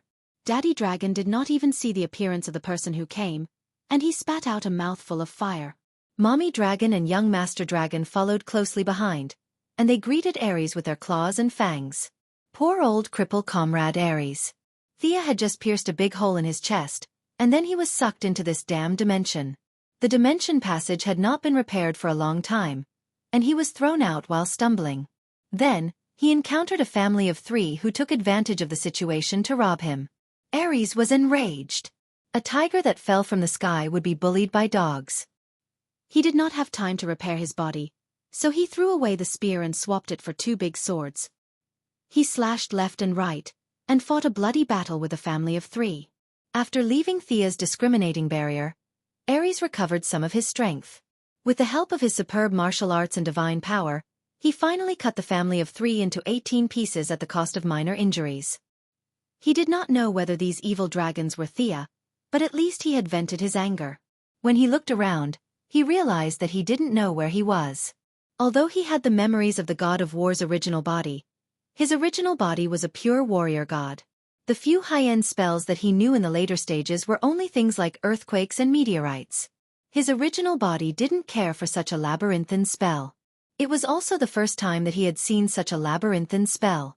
Silently, he used his divine power to heal the damage on his body. After checking his body, he felt a little bitter. He only had 60% of his divine power left. When he cut down a school of flying fish and a lion as big as a mountain, he finally understood the principle of the spell. Isn't it just a maze? What's so great about it? He did not know that the vision of his original body was blocked by the gods. He tried to contact his original body several times, but there was no response. Helplessly, he could only use his own divine power to summon the descendants of Minos from the holy kingdom of Hades, who was on good terms with him and was excluded from the position of the 12 main gods. He used their racial talents to escape from the maze. In order to teach Thea an unforgettable lesson, he specially chose a cow. However, he guessed the beginning correctly, but not the ending. This cow looked honest, but he did not expect her to be an idiot. Her intention to refuse to participate in the battle was obvious. How dare you betray me? Ares did not have a good day today. Now he felt that his eyes were about to explode. It was all because of these guys. The heifer rolled its eyes nonchalantly and ignored Ares with its axe on its shoulder. Although Ares was angry, he really did not have the means to restrain the little cow. The little cow's boss was Hades, and she was only following him to help. After defeating Diana with difficulty, he was now covered by Thea's enchantment again. His strength was less than half of what it was at the beginning. He originally had a good chance of winning the battle, but in the end, he spent all his divine power inexplicably. Now he could not defeat Diana with his own strength, so he could only use his rich combat skills to stabilize the situation. Ares thought left and right. This swaying little cow was his only way to win. He dodged Thea's magic arrow and used his skillful combat skills to throw Diana far away. He stood still for a few seconds. When he regained consciousness, a golden contract appeared in his hand. He waved it at the little cow. The contract of Hades. As long as you help me defeat them, you will be completely free. Chapter 241. Heifer pondered for a few seconds and nodded happily. Okay, I agree. As soon as she finished speaking, the golden contract in Ares's hand turned into golden sand and scattered with the wind. You're dead. Ares did not even look at Diana, who was originally arranged to be his lifelong enemy. Instead, he raised his 2 long swords and rushed towards Thea with a ferocious look on his face. Heifer also had a wicked smile on her face. She carried her axe and joined in the game of chasing after Thea. Thea looked at Ares's scarlet eyes and was full of helplessness. How did things become like this? She did not dare to fight back in the face of the 2 aggressive people. Ares had indeed consumed half of his divine power, but she had consumed more. She could only use the old method, which was to continue running. In order to take care of Diana, who could not fly yet, Thea chose to fly close to the ground. The scene was extremely ugly for a moment. The four of them were in groups of two and were all moving in a straight line. Thea ran in front and occasionally turned back to shoot a few arrows. Diana ran and blocked all kinds of attacks for her. Ares and Heifer ignored Diana and aimed at Thea. The fight was so ugly that Ares, as the god of war, felt full of shame. He kept scolding Thea and asked her to stop and fight one-on-one with him. How stupid would Thea be to fight one-on-one with him? She acted as if she did not hear him and led this strange team around the village in irregular circles. Inspired by his one-on-one fight, Diana also asked Ares to stop and fight one-on-one with her. She talked about the traditions of the people and the rules of the battle of gods. But now that Ares' strength was reduced by half, he was not confident that he could defeat Diana, who did not consume much energy. He could only copy Thea and pretend that he did not hear her. In ancient wars, it was a very shameful thing to attack the opponent's mount. However, in order to catch up with Sia, Ares no longer cared about his reputation as the god of war and attacked her skateboard like a madman. Unfortunately, Sia really worked hard on operating the skateboard. She was sometimes fast, sometimes slow, sometimes high, and sometimes low. She was so agile that Ares' several attacks were in vain. For the sake of his reputation, Ares had to give up attacking the skateboard and continue to chase after Sia. When it circled the village for the 5th time, the little heifer was very happy and laughed happily. "What are you laughing about? Are you seriously chasing after her? You should be faster in this damn enchantment." Smoke was coming out of Ares' forehead. Needless to say, he was angry. Now that he saw Heifer being so happy as if she was playing a game, he immediately scolded her. Heifer stared at him with a pair of innocent eyes and attacked Thea twice with her axe. But they were all blocked by the agile Diana. Heifer blinked at Ares, which meant, "Did you see that? I tried my best. I'm only at this level." Her perfunctory attitude made Ares feel dizzy. Fortunately, he still remembered that she was his helper. Otherwise, with his usual temper, he would have killed her. Thea naturally saw Heifer's passive attitude. She silently cast a spell on the arrow. Thea shouted, "Diana, get out of the way." In the blink of an eye, Sia shot an earthy yellow magic arrow at the ground, creating a huge pit in the path that Roland had to pass through. Diana got the hint and dodged it with a big jump. Ares was an experienced fighter. Plus, he knew a few of Thea's attack methods. When he saw her shooting the arrow to the ground, he flew up without hesitation. There was a loud splash. "Oh no! I fell into the pit. I can't get out. Lord Ares, I've let you down." Heifer jumped into the pit in an exaggerated manner and exchanged a knowing look with Sia. She then shouted loudly and refused to come out no matter what. Ares could no longer suppress his anger. He scolded them in the divine realm for a long time, but when he realized that they could not understand him, he changed to English. But no matter how harsh his words were, it could not change the fact. Without the heifer's encirclement, Sia released the elk to block his path and successfully stopped him. After that, she ran out of his attack range in a flash. Only Diana, who was also full of anger, was left in front of Ares. Sang. Sia ran far away and turned back to see that Ares was not chasing after her. She then patted her chest and heaved a sigh of relief.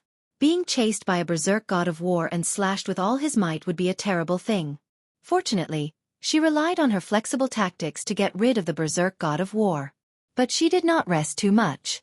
Thea knew that Diana was strong enough to defend herself, but she did not have a strong attack method. She wanted to return the Godslayer to her, but the sword's will was so strong that it would not return to Diana's hand. This made Thea more curious about the sword. She estimated that she had recovered about 40% of her magic power during the chase. She summoned her doppelganger again and asked her to provide magic power support. She took out the only 2 crimson arrows of revenge in Zeus' quiver. This arrow had a miraculous effect on sinful women, but it was not impossible to use it as a daily arrow. Artemis' definition of revenge was to be able to fight back no matter how hard the other party hit you. Thea smiled gloomily. "Ares, you son of a bitch. You chased me so hard just now. It's time for you to pay the price." Now the whole arrow was entwined with strong divine power. This was not Thea's divine power. It was formed by Ares' attack after the transformation of the law of revenge. As it came from the same source as Ares' divine power, it also had the attribute of being sure to hit. Thea did not aim and shot into the sky. The arrow automatically turned in the air and shot towards Ares, who was still fighting fiercely with Diana. Divine arrow! Ares's vision was still there. He knew about the 2 arrows of the goddess of the moon. Now that he saw the arrow rushing straight towards him, the characteristics and attributes of the arrow instantly flowed through his mind. Damn it! This was different from the previous magic arrow. His body could not withstand this kind of divine arrow. This arrow could completely kill him. Ares did not expect Thea to have been hiding this arrow. Now the divine power on the arrow was extremely strong, and it shot towards his forehead with a fatal threat. Fortunately, the 2 arrows of Artemis were used too many times, and the gods more or less summed up some countermeasures. Ares no longer hesitated. The moment the arrow was close to his body, he created a clone that occupied 30% of his divine power. The arrow hesitated for a moment. It thought that the main body had the most divine power. It turned a small corner in front of Ares and rushed towards the clone. After the clone had just run 2 steps, the arrow caught up with him. The violent explosion of divine power hit both Diana and Ares. Diana was in a good state. With the shield blocking most of the impact, she paid attention to the enemy as if nothing had happened. Ares's situation was not so good. The explosion happened on his side. He did not have any defensive equipment and his strength was slightly weaker. He was directly blown up. When he climbed out of the pile of dust, he wanted to cry but had no tears. The divine power that he had hidden in human society for many years was now only 15% left. How could he fight? Run. Chapter 242. Dreams were beautiful, but reality was cruel. Even though Ares was prepared to make a strategic turn, the youngsters had no intention of letting him go. Diana, who had not consumed much energy since the beginning of the battle, caught up with Ares easily. She activated the lasso of truth instantly, wrapped it around Ares's ankle and pulled him back. Now that Ares's divine power was almost at its lowest point, his attributes were suppressed by Diana. He had no energy left to break free from the lasso of truth. He could only use her pulling force to fight back, hoping to repel Diana and increase the distance between them. Bang! Although Ares was mentally prepared, he still felt a deep sense of fear when Diana caught his punch with all his strength. Diana caught Ares's punch with her right hand. The punch made her take a small step back, but she did not lose her footing. Her eyes shone brightly, and the silver bracelet on her arm began to emit streaks of electricity. Ah! At this time, Diana felt that her strength was increasing by the second. The sudden increase in strength needed a vent. Other than Ares, who was in front of her, was there a better punching bag? Who asked you to harm others? Who asked you to start a war? You evil god! Diana held the lasso of truth with one hand, and every time Ares tried to escape, she would catch him back. She clenched her fist with the other hand and punched him in the face. What do you know? I didn't do it. Originally, Ares did not bother to explain, but as the silver bracelet gradually awakened, the divine weapon that had followed Diana for 5,000 years began to show its power. Diana's punches were getting fiercer and fiercer, and her strength was almost endless. Ares could barely resist the first 2 punches, but after that, his counterattacks were simply defeated. Facing the blame that was placed on him for no reason, Ares felt that he could not beat her, but he could not admit defeat. Maybe when he had the upper hand, he could proudly say that all the bad things in the world were done by him. Bite him if you dare. But now that he was beaten like a dead dog, he no longer had the mood to be brave. All he had was a deep sense of unwillingness. Damn it! What does the war between humans have to do with me? In the face of Diana's relentless attacks, Ares felt as if his body was engulfed in flames. There was anger towards his own weakness, as well as anger towards the world for slandering him. He was a high and mighty god, and he did not admit that he had anything to do with all this. I refuse to accept this. I haven't lost yet. Don't even think about humiliating me. Ares's almost depleted divine power miraculously recovered a little because of his violent anger. But everything in the world, how much you gain you lose. He gained new power, but the price was heavy. He paid for it with his sanity.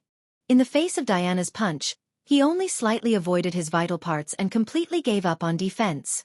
He also threw a punch at Diana. Diana had already launched her attack, and it was too late for her to withdraw her attack. Her silver bracelet of shield protection was useless at this moment, and she could only use her divine power to protect her body and take Ares' furious attack head-on. The attacks of the two hit each other at the same time.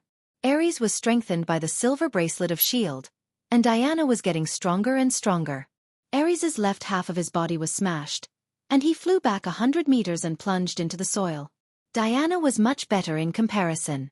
Her divine power was more abundant, and although the defense of the armor on her body was not as good as the shield, it was still a divine artifact. Ares's attack was only a minor injury to her, and she stopped after retreating more than 10 meters. But at this time, she did not have a smug expression at all. She was actually injured by Ares, who was tortured by Thea. Unforgivable. At this time, Thea, who was hiding 2 miles away and secretly observing the battle with the Eye of Horus, was surprised to see that Ares was still able to unleash his explosive power. Originally, after shooting the arrow of revenge, she saw Diana's guardian bracelet begin to show its power. She thought that Ares's defeat was in front of her eyes. She didn't expect that this god of war would recall something and miraculously recover a part of his combat power. Sia was so scared that she quickly shrank her neck. Looking at the red light on Ares's forehead, she knew how angry he was. She didn't have any defensive equipment or skills, so she couldn't go up and block the attack. What? You want me to stab him to death? Are you kidding me? Thea certainly would not hide in a daze. She found that the fake sword could communicate with her mind. The sword kept urging her to stab Diana, but when Thea wanted to throw the sword to Diana, it was unwilling, as if Diana was a scourge. This is going to be difficult. Thea could not help but scratch her head.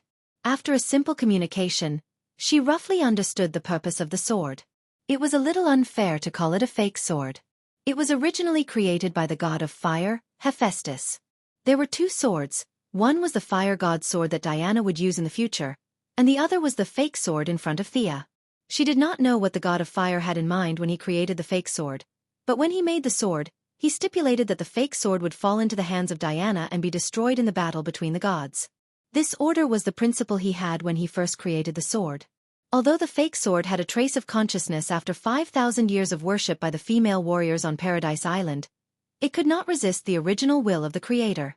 Due to the attention of the gods, it could not tell Diana the truth.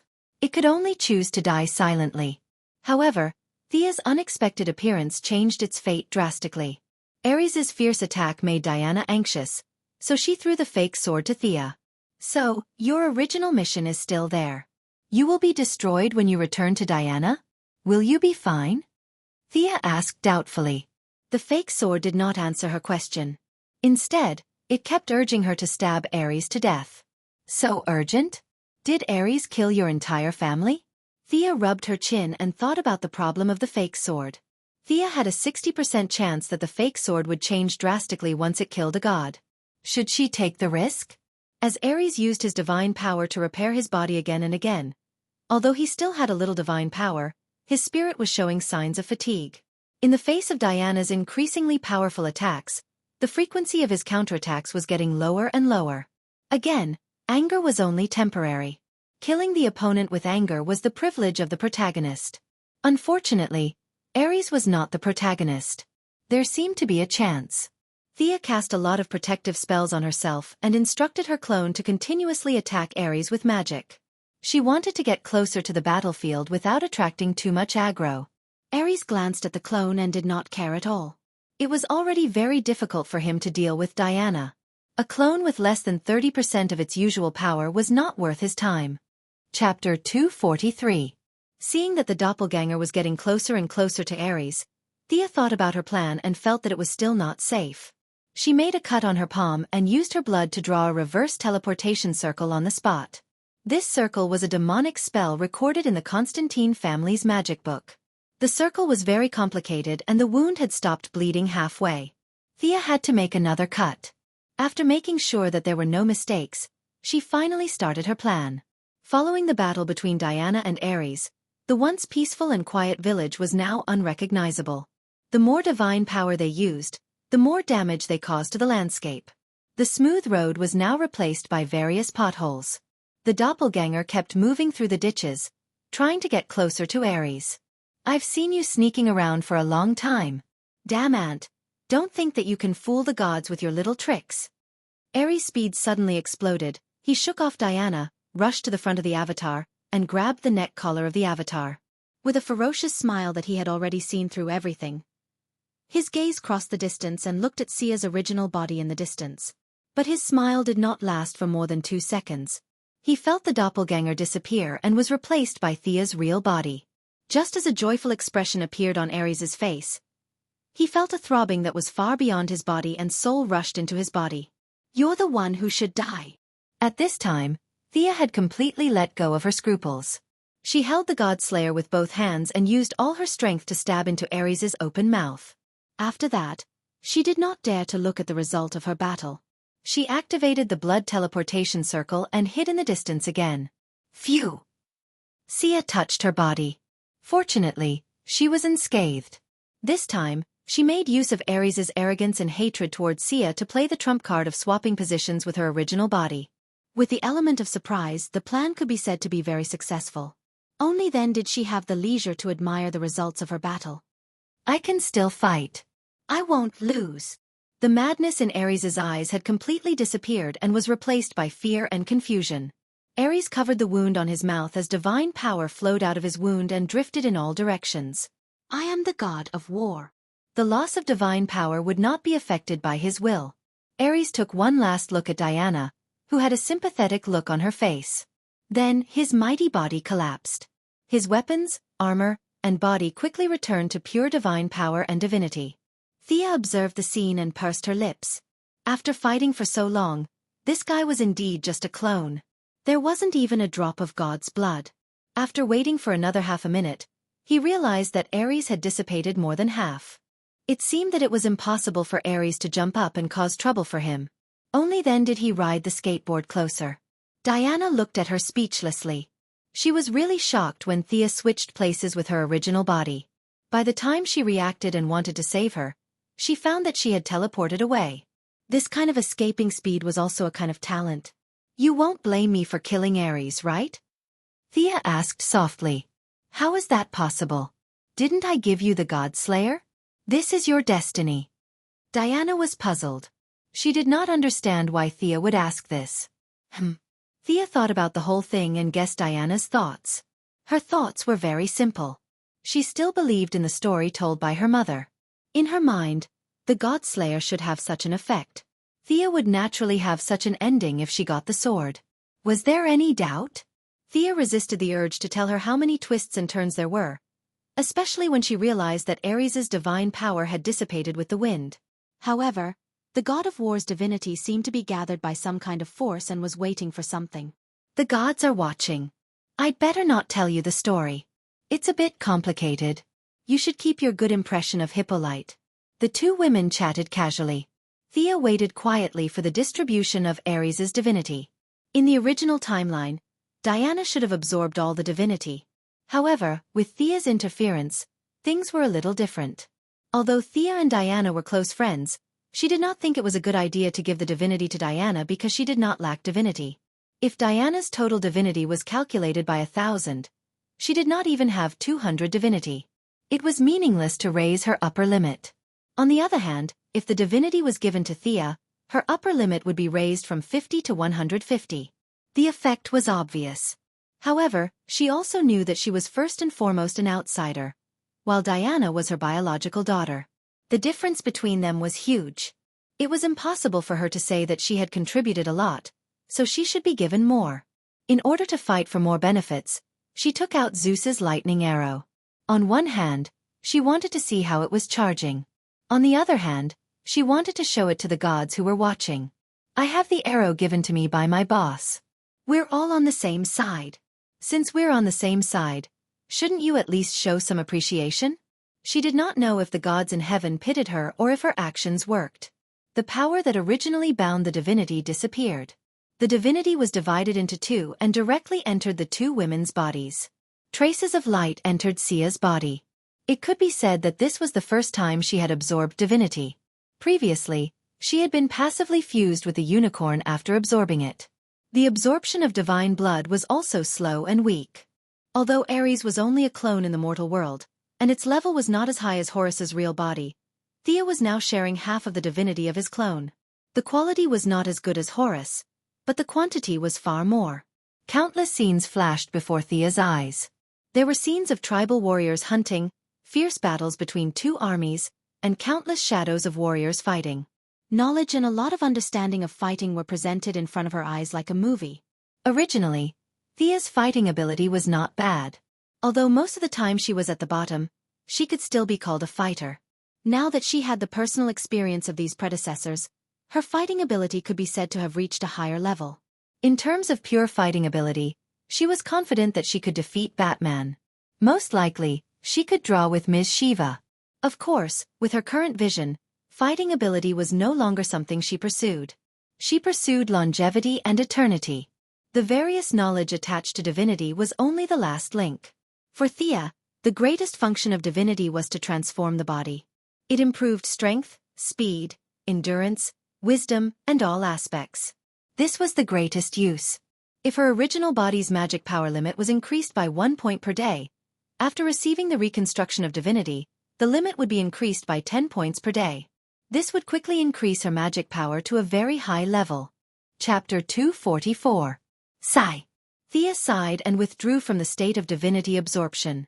Like Diana, it was impossible for her to absorb these things immediately. This was not the Eastern world, where she could meditate and run a few cycles. This required a lot of time to digest. Although she had only absorbed a small part of it, the divine power in Thea's body had grown a little stronger. Now, the duration of using the Eye of Horus would be greatly extended. Divinity was a good thing. Unfortunately, there were not many left in the human world. The Isis talisman in her space ring only stored magic power. Thea thought about the plot she knew, but she could not think of the half-dead god lying there waiting for her to harvest. It seemed that she had chopped the gods into pieces twice, but in fact, gods were very rare. Horus was summoned by Vandal at the sacrifice of his endless life force. How many Vandals were there in the human world? Ares was even more so. This was the acquiescence of the gods. He had put in a lot of effort to create a clone in the human world, and the amount of time and energy he had spent could not be calculated. These 2 times were all coincidences that allowed her to get a share of the pie. Thea really did not think that she would encounter any more divinity. However, after these 2 absorptions, she had completely bid farewell to the mortal world. As long as she completely absorbed the divinity of Ares, she would be far from a demigod. However, no one would object to her calling herself a divine creature. After inspecting herself, she finally began to pay attention to the sword in her hand. Now that she had completed the magnificent feat of killing a god, the god slayer that had reversed its fate had finally been washed away and revealed its original appearance. The original brilliance on the sword had completely disappeared and was replaced by a thick blood-red color. The sword seemed to have sensed Thea's intention and became a little longer during the transformation. From the original Greek-style short sword, it had become an English-style long sword. The person and the sword had a brief exchange, and 3 black lines appeared on Thea's forehead. It was not accurate to call it the God Slayer now. Its main effect was to kill Ares. This sword now had a very elegant name. Ares must die. Its effect was extremely heaven-defying. It could ignore any state of Ares and stab him to death. Such a powerful effect could only be effective on Ares. To other gods and mortals, it was just an ordinary magic sword. Thea looked at the spot where Ares' body used to be. It was now clean. Not even a strand of hair was left. The corner of her mouth twitched. Where was Ares' home? Is it appropriate for me to kill them? Ares was, after all, the son of Zeus. Even if he could find his divine kingdom, Zeus would not allow him to stab his son to death with a single stab of his sword. Because this sword was forged by the fire god, it also had a function that wasn't really a function. It could absorb fire attribute magic. Thea could channel her fire element magic into the sword, making it look beautiful when she wielded it. Yes, this was the only remaining ability of the sword. It looked cool. What do I need you for? Thea gloomily put the sword back into the infinite space ring. Although it had escaped its fate, it still could not be used by Diana.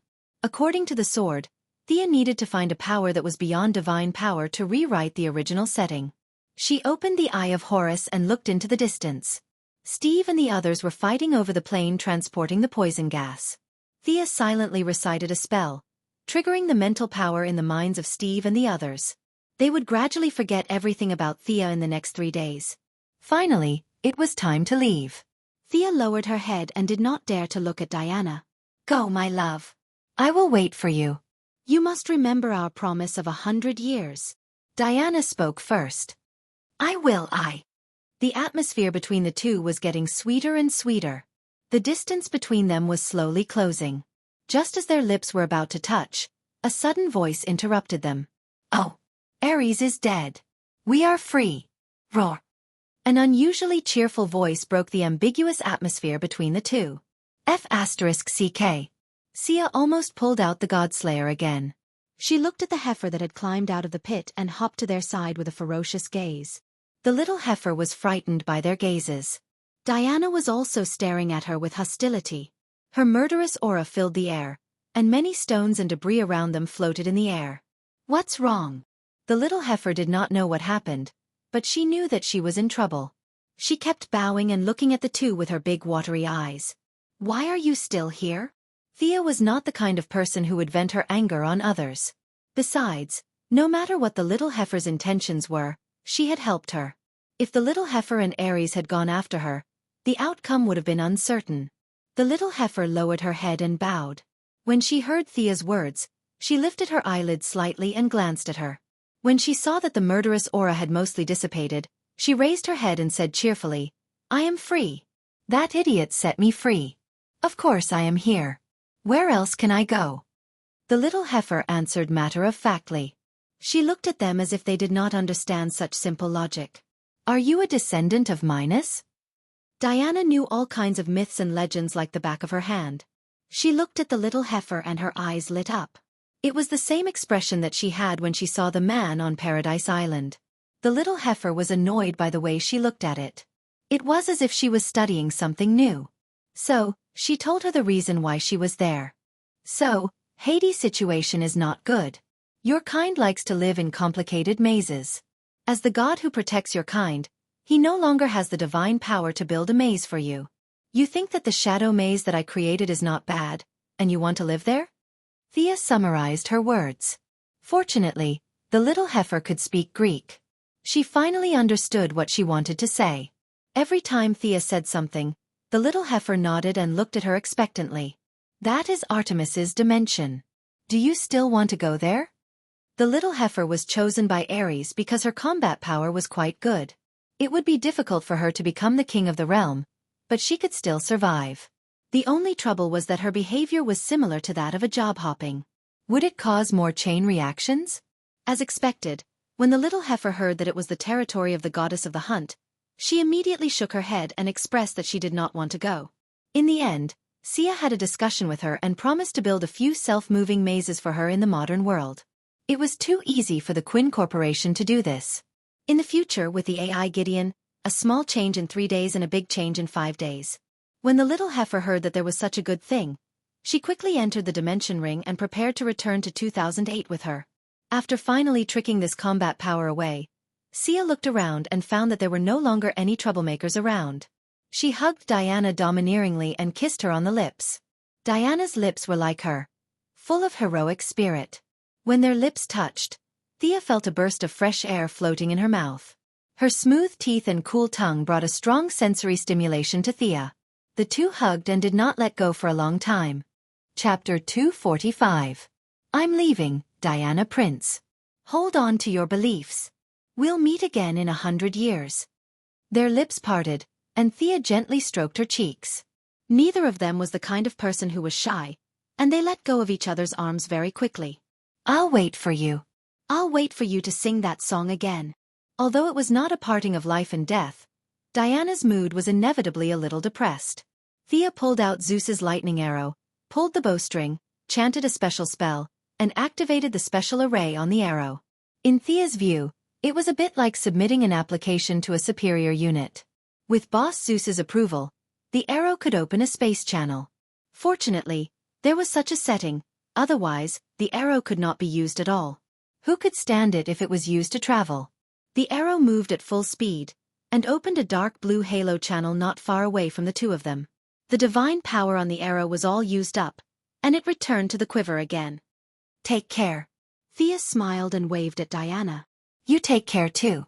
I'll be here waiting for you in 100 years. Diana's expression was normal as usual.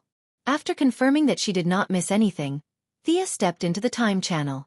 This trip was different from the previous two. At first, there was Gideon's time spaceship, and she was just a passenger.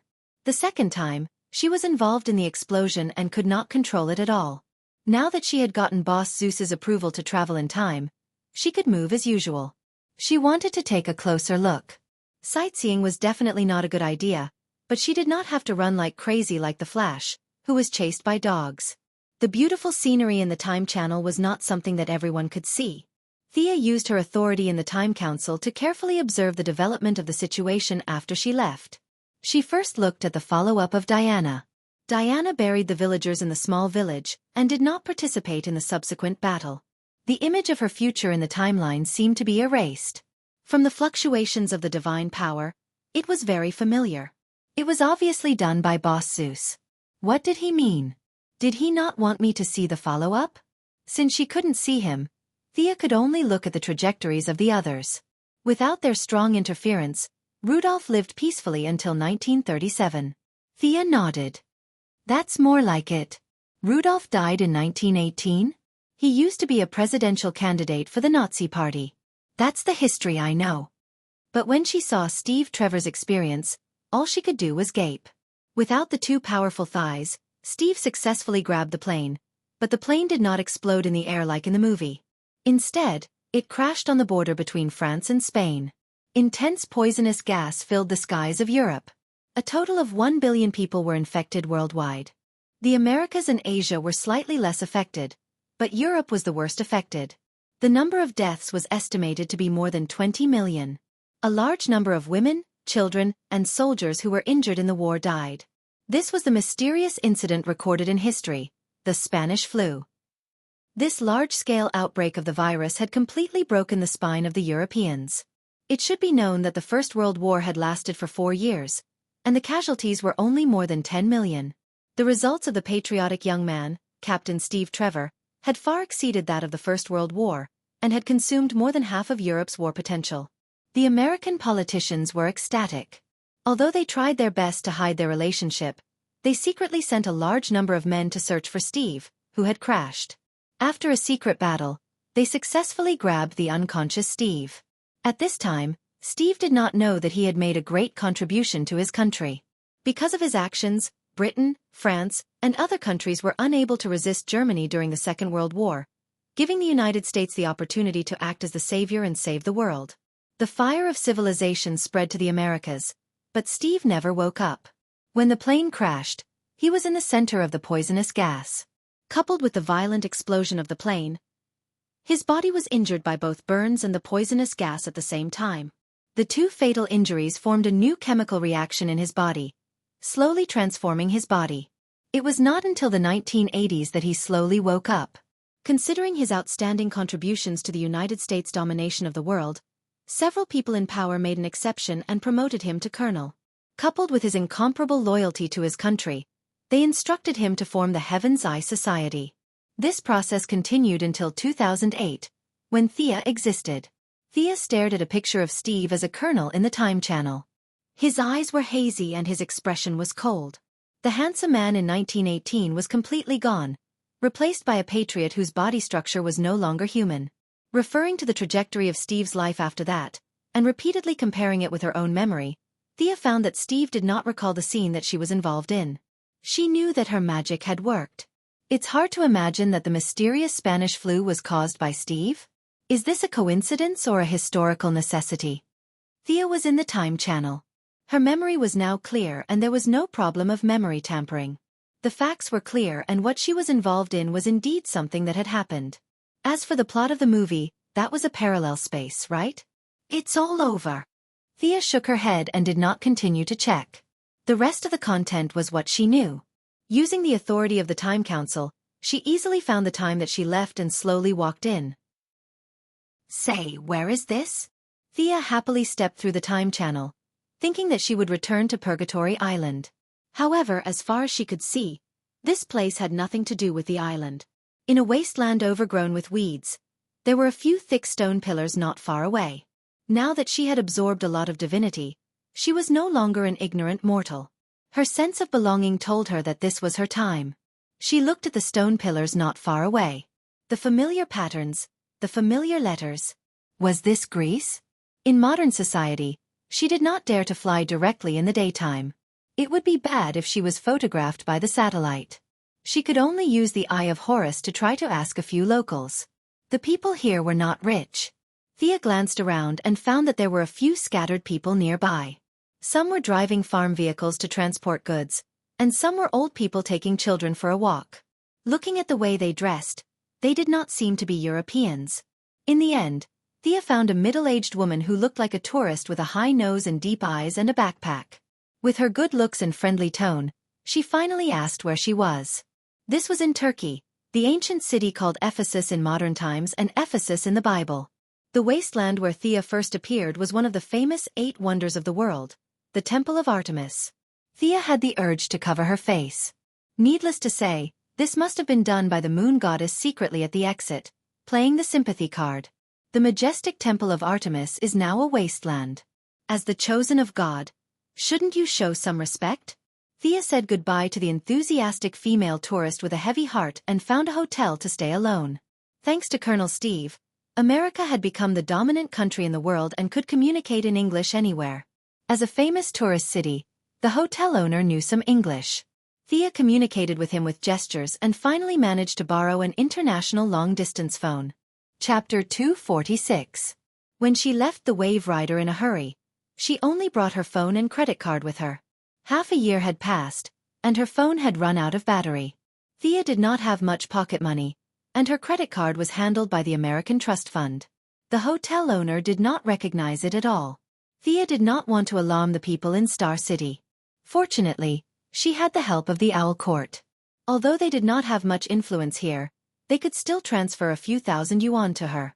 Faced with her request, Catherine Monroe obviously couldn't just transfer a few thousand yuan to her. She used some of her connections in the court to send her a bunch of emergency items in an emergency. In less than an hour, a group of men in black delivered a sizable amount of cash, clothes, and passports to Thea. The hotel owner, who was stunned, imagined a story of a princess from a wealthy family traveling by herself. He quickly vacated his best room for the extraordinary princess of a certain European country to rest. Thea tidied up a little. Then, she picked up her new phone and dialed the number of the Louvre Museum in France. "Excuse me, is Miss Diana Prince there?" After the call was connected, Thea asked nervously. Thea was confused by the long string of words on the other side of the phone. What did he mean? It sounded like French. As expected of a 1,000-year-old enemy. The whole world spoke English, but they still spoke French. Fortunately, Thea had learned a few words of French when Diana was still a child. Thus, she spoke to the Frenchman on the other side of the phone. Half an hour later, Thea put down the phone. F***CK, this guy definitely knows how to speak English, but he won't say it even if you beat him to death. Thea wanted to crawl over the phone and strangle him. It was so infuriating. Thea was very anxious. The other side of the phone chatted with her for half an hour. Where did Diana go? The receptionist on the other side of the line talked to Sia slowly for half an hour.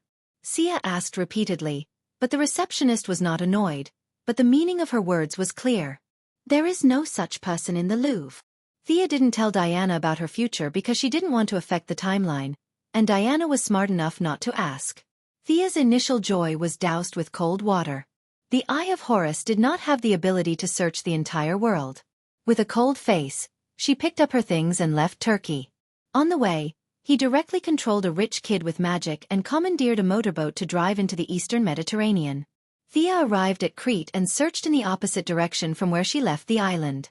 After circling the island 3 times, she still could not find any trace of Paradise Island.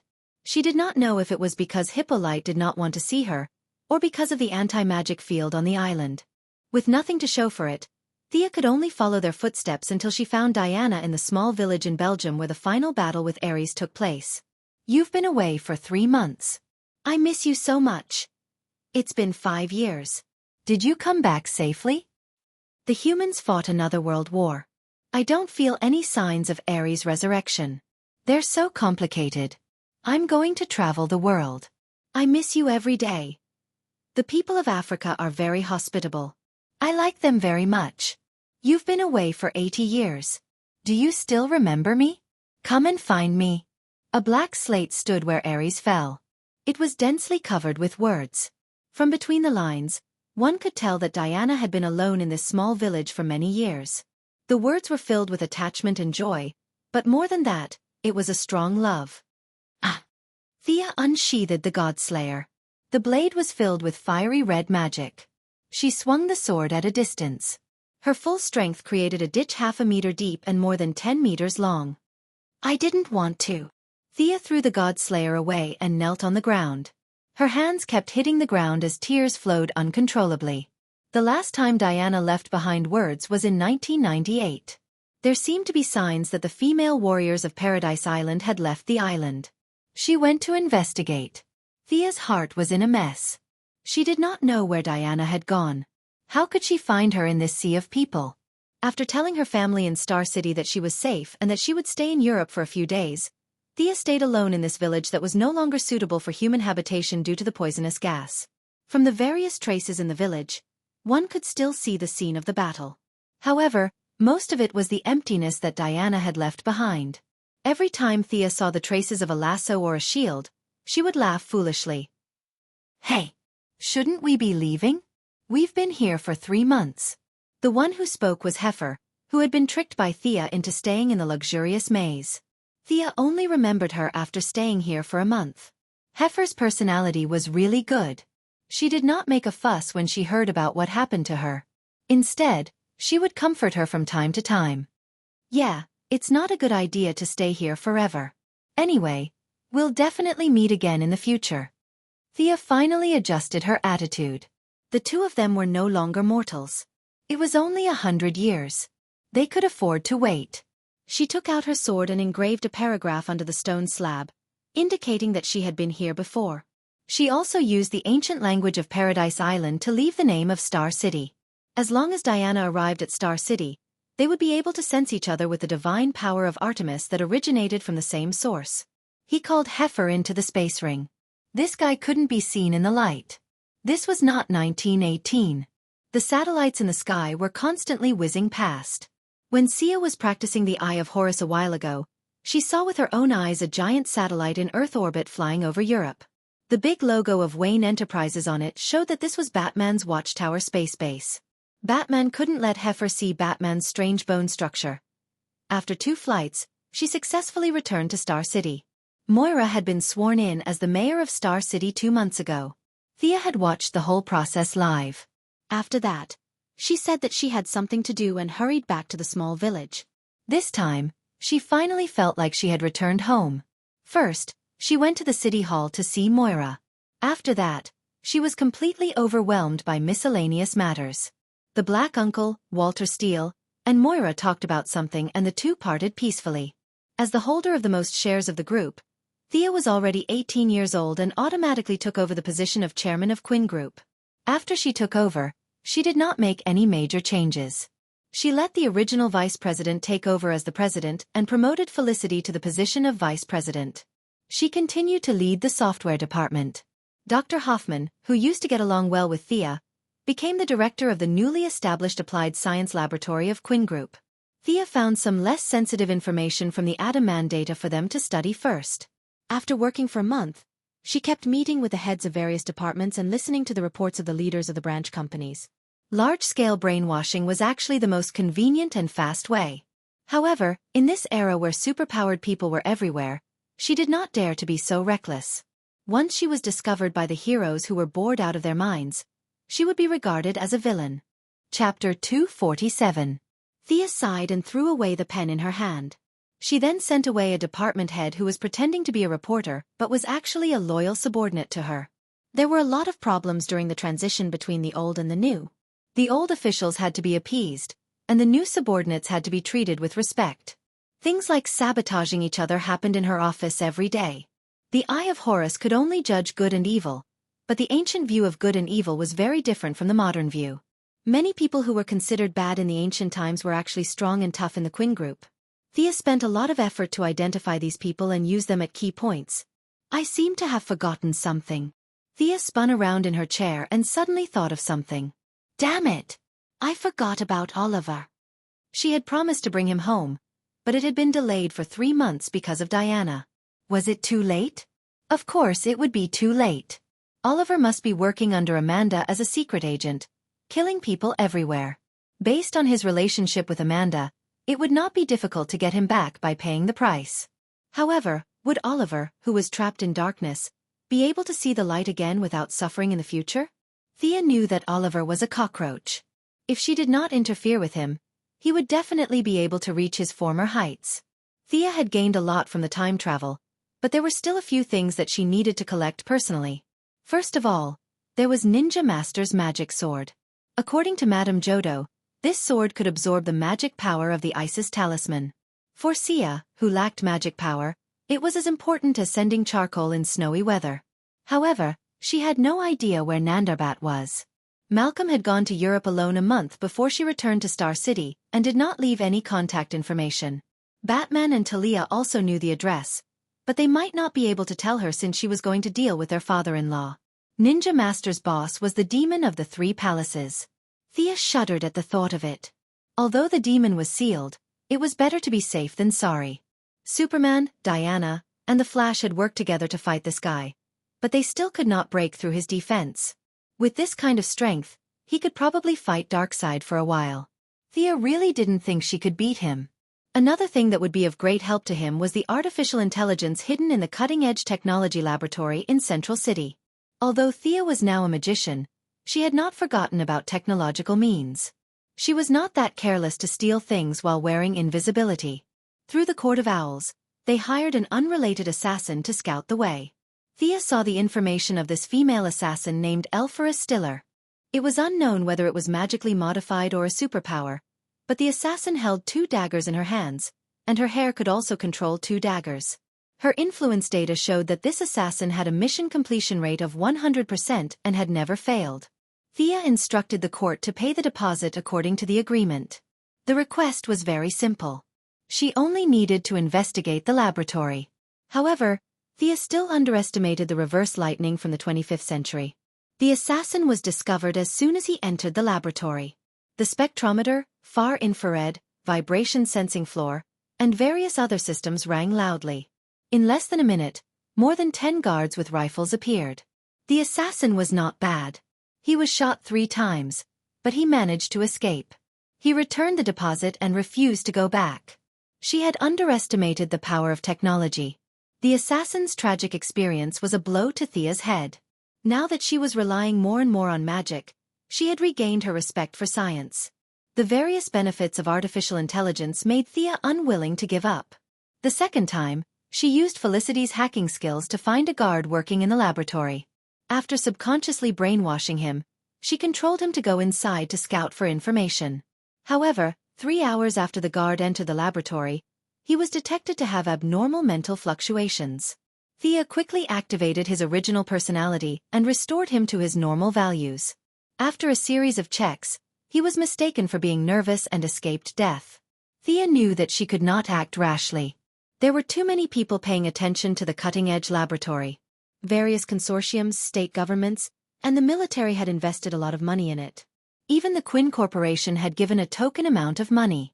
With so many people paying attention, reverse lightning would not be exposed easily, and she would not have a chance to act. Did she really have to wait until the particle accelerator exploded and only a few people were left in the cutting-edge laboratory? Thea shook her head. It was too long, and she was a little unwilling to wait. After careful consideration, it was still beneficial to be familiar with the plot. She set her sights on the important assistant of reverse lightning in the next few years, the bioengineering doctor, Caitlin Snow. Caitlin Snow did not enter the cutting-edge laboratory. Instead, she was teaching at Princeton. Thea was going to take a detour and apply for her postgraduate program. Then, she would sneak into the cutting-edge laboratory. The environment of Western society was very clear about personal identity. A billionaire could be a superhero, a prince could be a soldier, and naturally, Thea could also be an intern. Originally, the school wanted to expel her because she did not report to school for a long time. However, when they heard that she was the president of the Quinn Corporation, they were speechless. A century-old school. Thea could only laugh. With her mind that had been transformed by divinity, She could graduate in half a year, get a master's degree in 1 year, and get a doctorate in 2 years. Having a doctorate title would subtly raise her social status. For example, Master Bruce, who was a peerless scholar, did not have a degree certificate. Even now, the media was scolding him for being ignorant and incompetent. Thinking about it, he felt wronged. Ninja Master was a long-term goal, and the cutting-edge laboratory was a medium-term goal. Thea's short-term goal was 1. She wanted to make big news. She wanted to make news that could be seen by the whole world. Then, Diana would be able to see her no matter where she was on Earth. If I can't find you, I'll let you find me. However, it was not easy to make news that could reach the world. Her mother had just entered the political world, so it definitely could not be a scandal. She needed to do something very eye-catching. Thea quickly found something that met all the requirements, and it would definitely attract Diana. She wanted to rebuild the Temple of Artemis. It seemed easy to knock down and rebuild a pile of broken stones in the wilderness. With Thea's political power, it was not a big deal to build a temple in Turkey. However, her request was not that simple. She wanted to attract the attention of the world's media. Thea wanted to knock down and rebuild one of the 8 wonders of the world. She wanted to recreate the glory of this ancient building in its original place. She had to face the world's scholars, experts, and news media. The resistance of this matter was unimaginable. Thea's plan was to secretly send the Court of Owls to bribe the local parliamentarians and several think tanks around the president of Turkey. On the surface, she would use her identity to get the permission of the US government. She had to make this big news in the shortest time possible. Chapter 248. Thea, you're crazy. Do you have a fever? To Thea, Felicity, who had not seen her for more than a year but had not seen her for at most 3 months, was furious. You want to demolish one of the 8 wonders of the world and rebuild it? It's such a big thing and you're hoping that no one will talk about it on the internet. How is that possible? Felicity was so angry that she did not care that she was in the CEO's office. Aren't I discussing it with you? Thea also knew that this was a big deal. She was going to find a few confidants to discuss a rough plan, but she was met with strong opposition at the first step. It's impossible for no one to talk about it. You're going against the entire history of human civilization. Felicity couldn't understand why a smart person like Sia would do something so strenuous and unrewarding. She continued to blabber on and on. Thea was also wondering if this news was too big. But considering that she had automatically arrived at the temple through the time channel, it was self-evident what the goddess was thinking. In order to find Diana and complete the goddess task, the temple must be rebuilt. For humans, there was a lot of historical and cultural value here. For the goddess, this was her temple. You made it look like a wasteland, a place where birds don't shit and chickens don't lay eggs. It's okay if it's a wasteland, but you humans still organize tens of thousands of people to visit it every day. What's the meaning of this? Are you here to laugh at me? No matter how miserable I am, I can't let you laugh at me. Whether it was to attract Diana's attention or to save the goddess' face, this temple must be demolished and rebuilt. Realizing that she had taken things for granted at first, Thea found Moira at night to talk about her idea. Rebuild the temple. Moira, who was reading a magazine, was stunned by her words. This was not within the business scope of the Quinn Group, was it? Thea looked at Moira's puzzled expression and knew that her words were a bit shocking. Normal people would definitely think that she was arrogant and frivolous. In order to gain Moira's trust and to pave the way for her to inject the divine blood in the future, Thea decided to show off a little. Mom, look. Thea kept looking at the furnishings in the house and found Moira's scarf. This is it. Transfiguration. A light green light flashed, and the originally still scarf seemed to be dragged by someone. It kept twisting and changing shape until it finally turned into a top hat. Thea waved her hand and put the hat in front of Moira, letting her personally judge its authenticity. Moira, who had lived for more than 40 years and believed that she had seen a lot, was really intimidated by her. At first, she thought that it was a magic trick. She held it in her hand and touched it again and again. Wow! It was indeed a hat, but how could it be? After a long while, he realized that this seemed to have something to do with today's topic. Moira chose her words carefully. Is this power the reason why you want to build a temple? Will it harm your body? As a mother, the first thing she thought of was not how powerful Thea was now. She only cared about whether her children were in danger.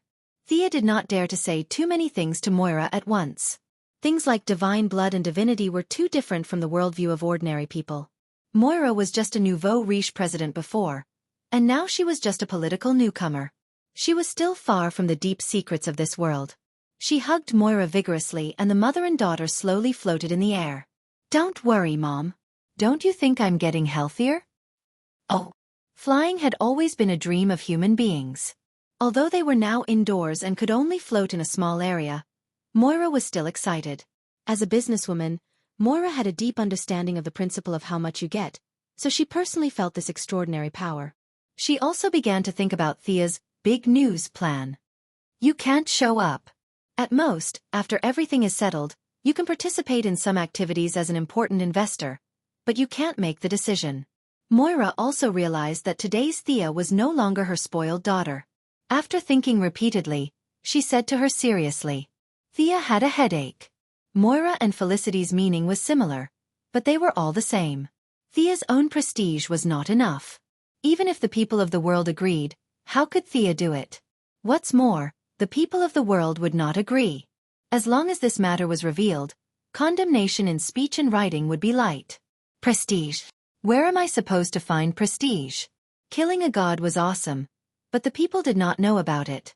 She could not hold a press conference with the Godslayer and say that this sword stabbed Ares to death. The whole world would think that she was crazy. If you have to build this temple, I suggest that you push the government to be the main body to facilitate this matter. Moira's suggestion was not complicated. The American government had done so many things that angered the world, so it would not be a problem to do a few more. The government's artillery had even blown up an ancient city in Iraq, so it would not be too much to pull down another temple.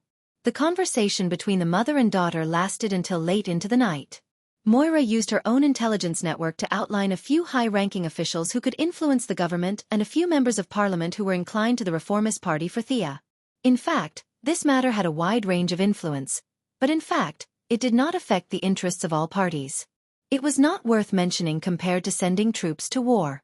Under Moira's advice, Thea finally took back her decision to dig the first shovel herself. She was ready to be a participant. After all, her purpose was to attract attention, but who should she give this glorious and difficult task to? It was not easy to find a spendthrift. This spendthrift had to have a certain social reputation and thick enough skin to withstand the fierce opposition of the media and the world's academic community. This is really difficult. The conversation between the mother and daughter had been going on for 3 days. Moira had begun a small-scale lobbying work. Thea was now in her office, sifting through the politicians who could be persuaded with Felicity. The Owl Court was not very helpful in this matter. Their connections in the outside world were limited. If they frequently used assassination and coercion to do things, they would definitely attract too much attention. This was not in line with Thea's initial position of the court. Miss Quinn, there's a Mr. Jim Gordon outside who wants to see you. He says he knows you. Just as Thea was frowning, her assistant outside the office interrupted her thoughts. Who? Gordon, the one from Gotham? Why is he looking for me? Thea asked for his face. It was not someone with the same name. It was indeed old Gordon. After all, they were comrades who had fought together. Thea and Felicity personally went out of the office to welcome him downstairs. Miss Thea. Old Gordon was travel-worn and his face was extremely pale. However, it was not convenient for him to say too much as there were people coming and going around. He reluctantly greeted her and entered the office with her. Thea waved her hand and asked her assistant to bring the coffee. She invited the old director to sit down. Seeing that he was hesitating, she had no choice but to start a conversation. How are Uncle Bruce and Barbara? It would have been better if she did not ask. The moment she asked, the old director's tears fell. Barbara, she's seriously injured. She can't make it. Chapter 249. Gordon's tears flowed down his cheeks as he talked about Barbara. At first, he was still talking intermittently, but in the end, he could not continue. He took off his glasses and just kept crying. Thea and Felicity looked at each other. Their combined age was not as old as Gordon. As the younger generation, it was not appropriate for them to see the old man so sad, but they did not know how to comfort him. Fortunately, Gordon's mental fortitude was not bad. He forced himself to tell them the reason for his visit. The clown injured her spine. Bruce determined that she can no longer stand up. I hate myself for being so weak. Gordon waved his fists as he spoke. Fortunately, Thea had just taken over as the CEO, so there were not many things in the room. Otherwise, he would have punched something to vent his anger. Miss Thea, you're also a high-tech company. Bruce can't do anything, but I want to ask if you have any methods to help Barbara stand up again? Gordon looked at Thea expectantly, but he was afraid that she would say that she could not wait and completely destroy his hope. What a pitiful parent's heart. It would be a huge problem for others, but for Thea, she could even repair Captain Frigid's genetic chain, and only her spine was injured. With her magic skills, this injury was only a minor injury. However, considering Bruce's hostility towards the supernatural, there was a possibility that she might do something bad with good intentions. However, Thea could not be so heartless as to push the sobbing Gordon out to save her own skin. Sir, I've come up with 3 ideas. I'll tell you and you can think about it. In order to appear mature, Thea usually wore a pair of flat glasses. At this moment, she took off her glasses and rubbed her eyes. F***CK. 3 ideas. Gordon's heart almost jumped out of his chest. You came up with 3 ideas in less than a minute? He was in a daze for a moment, from great sadness to great joy. The first method is to connect the nerves together with mechanical assistance. I didn't see Barbara's wound, but the Quinn Corporation has the technology. We can make a metal belt that bypasses the wound and connects the upper and lower nerves. She can walk on her own, but I'm afraid she won't be able to fight anymore, Thea said after seeing that the old director had calmed down a little. Chief Gordon thought about it seriously.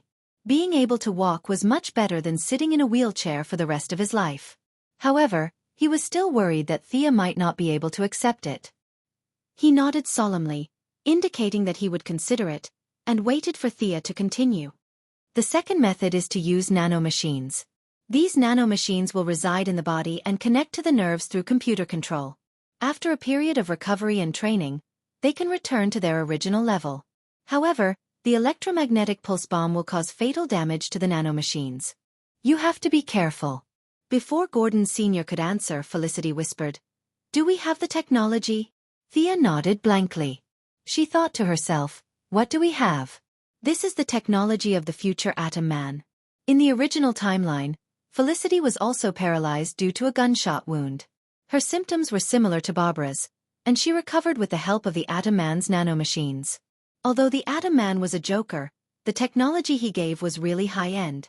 With Thea's current knowledge structure, she couldn't understand a lot of it.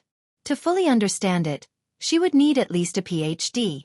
However, the nanomachines were very basic, and it could enter the treatment stage with a little clinical experimentation. However, the technology that she thought was not worth mentioning was hope in Gordon Sr.'s eyes. This was a great idea. The old director could also accept the electromagnetic pulse bomb. No matter how high-end Gotham was, no one would throw it out every day, right? This is not a problem at all. No matter how expensive it is, I can pay for it. Please help me. The old director finally had a smile on his face. He had indeed gained something by risking his reputation to come to Star City. However, he still wanted to hear Thea's final idea. What if it was better? Listening to it wouldn't take much time. You have another idea? Thea sighed and a ball of light appeared in her hand. She had explained her magic to Felicity a few days ago, and it could be considered as an annotation for the temple. She also used her magic to fly the girl up into the sky. Felicity vomited a lot and complained to Thea. Now that she exposed it in front of Gordon, it was also an early precaution. Unless she didn't use her magic for the rest of her life, she would be discovered sooner or later. Now that he was asking for her help, she could use it to make a good impression. The power of magic can restore her to normal, but the price is to accelerate the growth of the cells in her body, and her lifespan will be reduced by 5 to 10 years. In fact, she was talking nonsense. Although she didn't have as strong magic as on the Wave Rider, it was still easy to draw a simple restoration circle. In order to make it seem that it was not easy, she made the consequences extremely serious. Anyway, lifespan was something that couldn't be seen or touched, and no one knew how much it would cost. It had to be said that the director, who had been fighting on the front line all year round, was far more receptive to superpowers than Moira and the others. He didn't ask where the power came from and began to pace in the room, thinking. Thea didn't rush him either. In fact, it was basically a matter of a finger, and she was very confident in this matter. The magic circle was for outsiders to see, and it was easier to make it mysterious and complicated so that she could ask for benefits. Originally, she was still thinking about where to find a spendthrift to be the vanguard of the temple demolition, but now the candidate had automatically jumped out. Gordon was very suitable in all aspects. He was popular and had a high social status, so it seemed to be reasonable that he converted to religion at an old age. Presumably, for the sake of his daughter, he would hesitate to demolish the Statue of Liberty.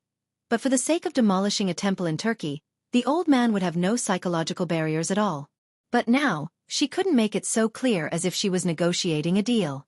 As long as she showed a troubled expression, the old director would definitely understand the meaning behind it. Director Gordon was now deep in thought. It was really a case of one wave after another. His thoughts rolled over and over again, and he couldn't make up his mind for a while. Can I discuss it with Bruce? Also, I have to consider Barbara's opinion. The director found that every choice was not easy. When there was no other way, an idea would be a lifesaver, but now that there were so many options, it was a little difficult to choose. Of course, can you connect to the Batcave? Thea asked her friend after answering the director's first question. Who am I? I'm a world-class hacker. Felicity was a little proud. She took the keyboard and started typing away. In less than 3 minutes, Bruce's figure appeared on the LCD screen in Thea's CEO's office.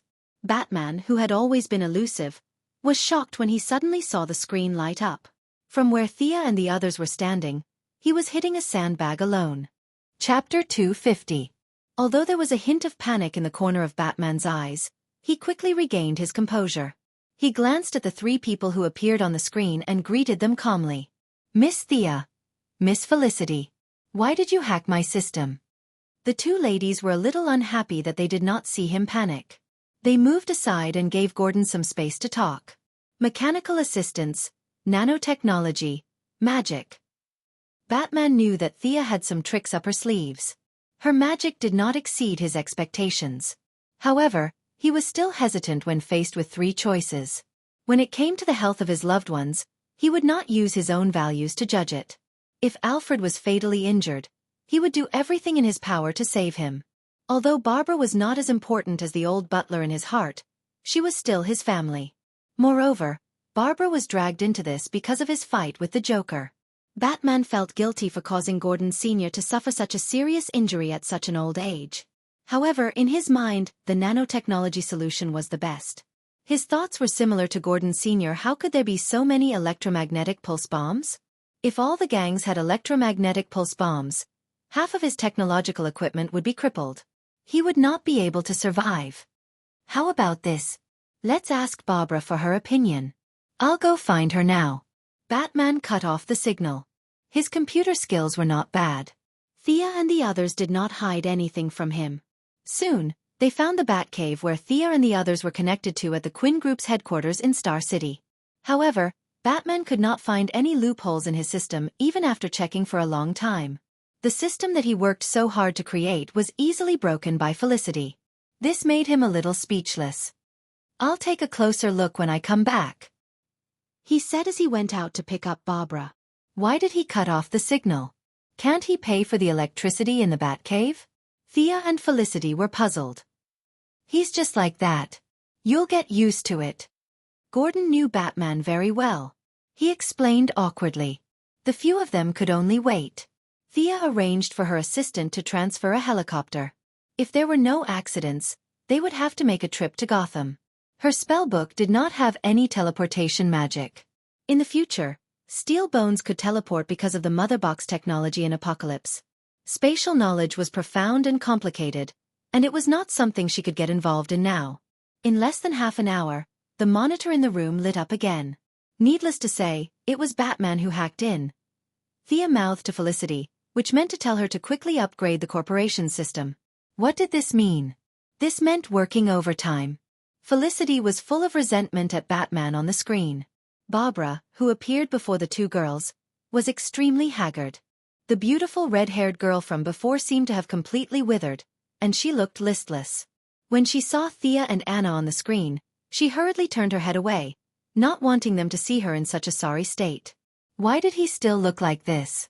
They looked at Batman in confusion. I didn't tell her your methods. She needs to make her own judgment. Sure enough, when she heard the method, Barbara's eyes lit up instantly. She bit her lip and looked at the people on the screen in disbelief. Thea was now playing the role of a doctor. She could only explain her methods again, not leaving out the pros and cons, and let Barbara choose for herself. Ah!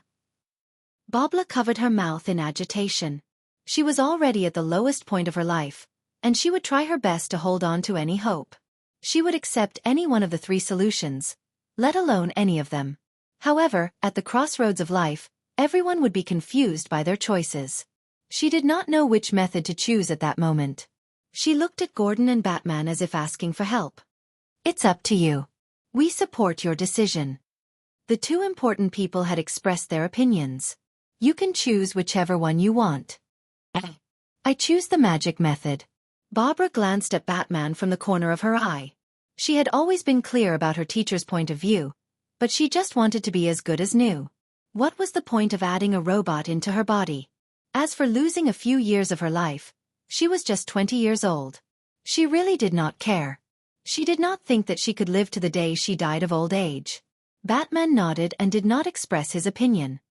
He said to the screen, "Then I'll have to trouble Miss Thea to come over. I'll prepare the materials you need." Okay, we'll talk about the details when we meet, Thea said and hung up. She could not help but sigh. A bullet had turned a young girl into this. This was the helplessness of ordinary people. Although Thea's body was far inferior to Diana's, she was already immune to handgun bullets after being modified by divine power. Rifle bullets could only scratch her skin. If it was not a powerful attack that could kill her in one shot, she could use her divine power to recover. She instructed Thea to look after the house and upgrade the corporation's system. In the future, as Thea's movements became bigger and bigger, she would attract more and more attention. She did not want her house to be visited by hackers every few days. The journey to Gotham was smooth. The battle half a year ago had left the Gotham Mafia in a state of shock. Under Gordon's guidance, Thea landed the plane by the shore and the two walked into the famous Bat Cave. The last time Thea came here, the Bat Cave was destroyed by Bane. She did not know if this place was new or old. The eerie and terrifying environment was very Gotham. It was comparable to a haunted house. With the help of the Eye of Horus, Thea roughly scanned the area and found 3 secret rooms. She wondered how much of the famous Project Babel was written. Miss Thea, remember my words. Don't mention Dick in front of Barbara. Thea, who was wearing a pair of high heels, felt uncomfortable walking in the deep and shallow cave. The old director seemed to remember something and quickly reminded her. I know, don't worry. On the way, Thea had a rough understanding of the situation after they parted ways. The first Robin, Dick Grantham, had left Batman and walked on his own path. He changed his name to Nightwing and broke up with Barbara peacefully. He was no longer in Gotham. Batman could only look for a new assistant. He chose the burly Jason Todd to be the second Robin. After Barbara suffered a heavy emotional blow and suffered a heavy physical injury, Batman had to find another place to train Jason Todd. He was afraid that she would think badly of him. Yo, Uncle Bruce, you look good. When Thea entered the house, she saw Batman writing code with a gloomy face. Of course, it was not because he wanted to become a coder. It was all because of Felicity. Bruce nodded. I'll take you to see Barbara first. I just injected her with a tranquilizer. Her mind is very unstable. He immediately led the two of them to the inner room. Chapter 251. Barbara, who had been injected with a sedative, was lying quietly on the medical chair. Although Batman did not know the rhythm of her treatment, he still passed a pile of medical reports to Thea. Thea glanced at the reports that were as thick as a book in Batman's hands. She took out 2 X-rays and waved her hand to indicate that she did not need to look at the rest. How long would it take for her to finish looking at this pile of reports? She was planning to go home for dinner later. By the time she finished looking at all of them, it would be tomorrow morning, right? Do you have X-ray eyes like Superman's? Batman saw that she was looking at the X-rays while staring at Barbara intently. She was not rolling over, and there were several layers of clothes between them. What could she see? He held it in and finally asked. I'm far inferior to him. Actually, the difference between the two was not that big. but Thea still described her abilities as inferior in all aspects. Old Gordon did not care about X-ray eyes at all. He would use any means to save his daughter. He roughly pushed Batman aside and said, "Thea, do you think Barbara's injuries can be cured?" Batman knew that his old buddy was angry with him, but what could he do? He could not pin Gordon to the ground and beat him up, so he could only stand by and watch silently with a bitter smile. Thea carefully examined Barbara's injuries. They were not serious. With the current level of technology, this would definitely be a life-ending injury. But for a magic user, especially Thea who had many light-type spells, it was a matter of minutes. However, she could not cure it so easily. The more precious something was, the more complicated it was to obtain it. If she did it too quickly, they would think, it's that simple. Let me treat you to a meal as repayment. It's too dark here? My spells require a lot of light-type energy, and the effect will be very poor here. Can we go out and treat her?" Thea pretended to check and turned to the two of them. She was afraid that they would not believe her and casually summoned a ball of light. This was not an act. They were deep underground, and the absorption of light-type elements was greatly affected. "Then let's go to my old house. We can go up directly from here." It was a very normal request. Batman was a little disappointed that he couldn't use the high-tech equipment in the Batcave to record Thea's spellcasting process, but he still led her to the elevator with a calm expression. Gordon Sr. followed them with his unconscious daughter. The four of them took the elevator and walked through the dark cave.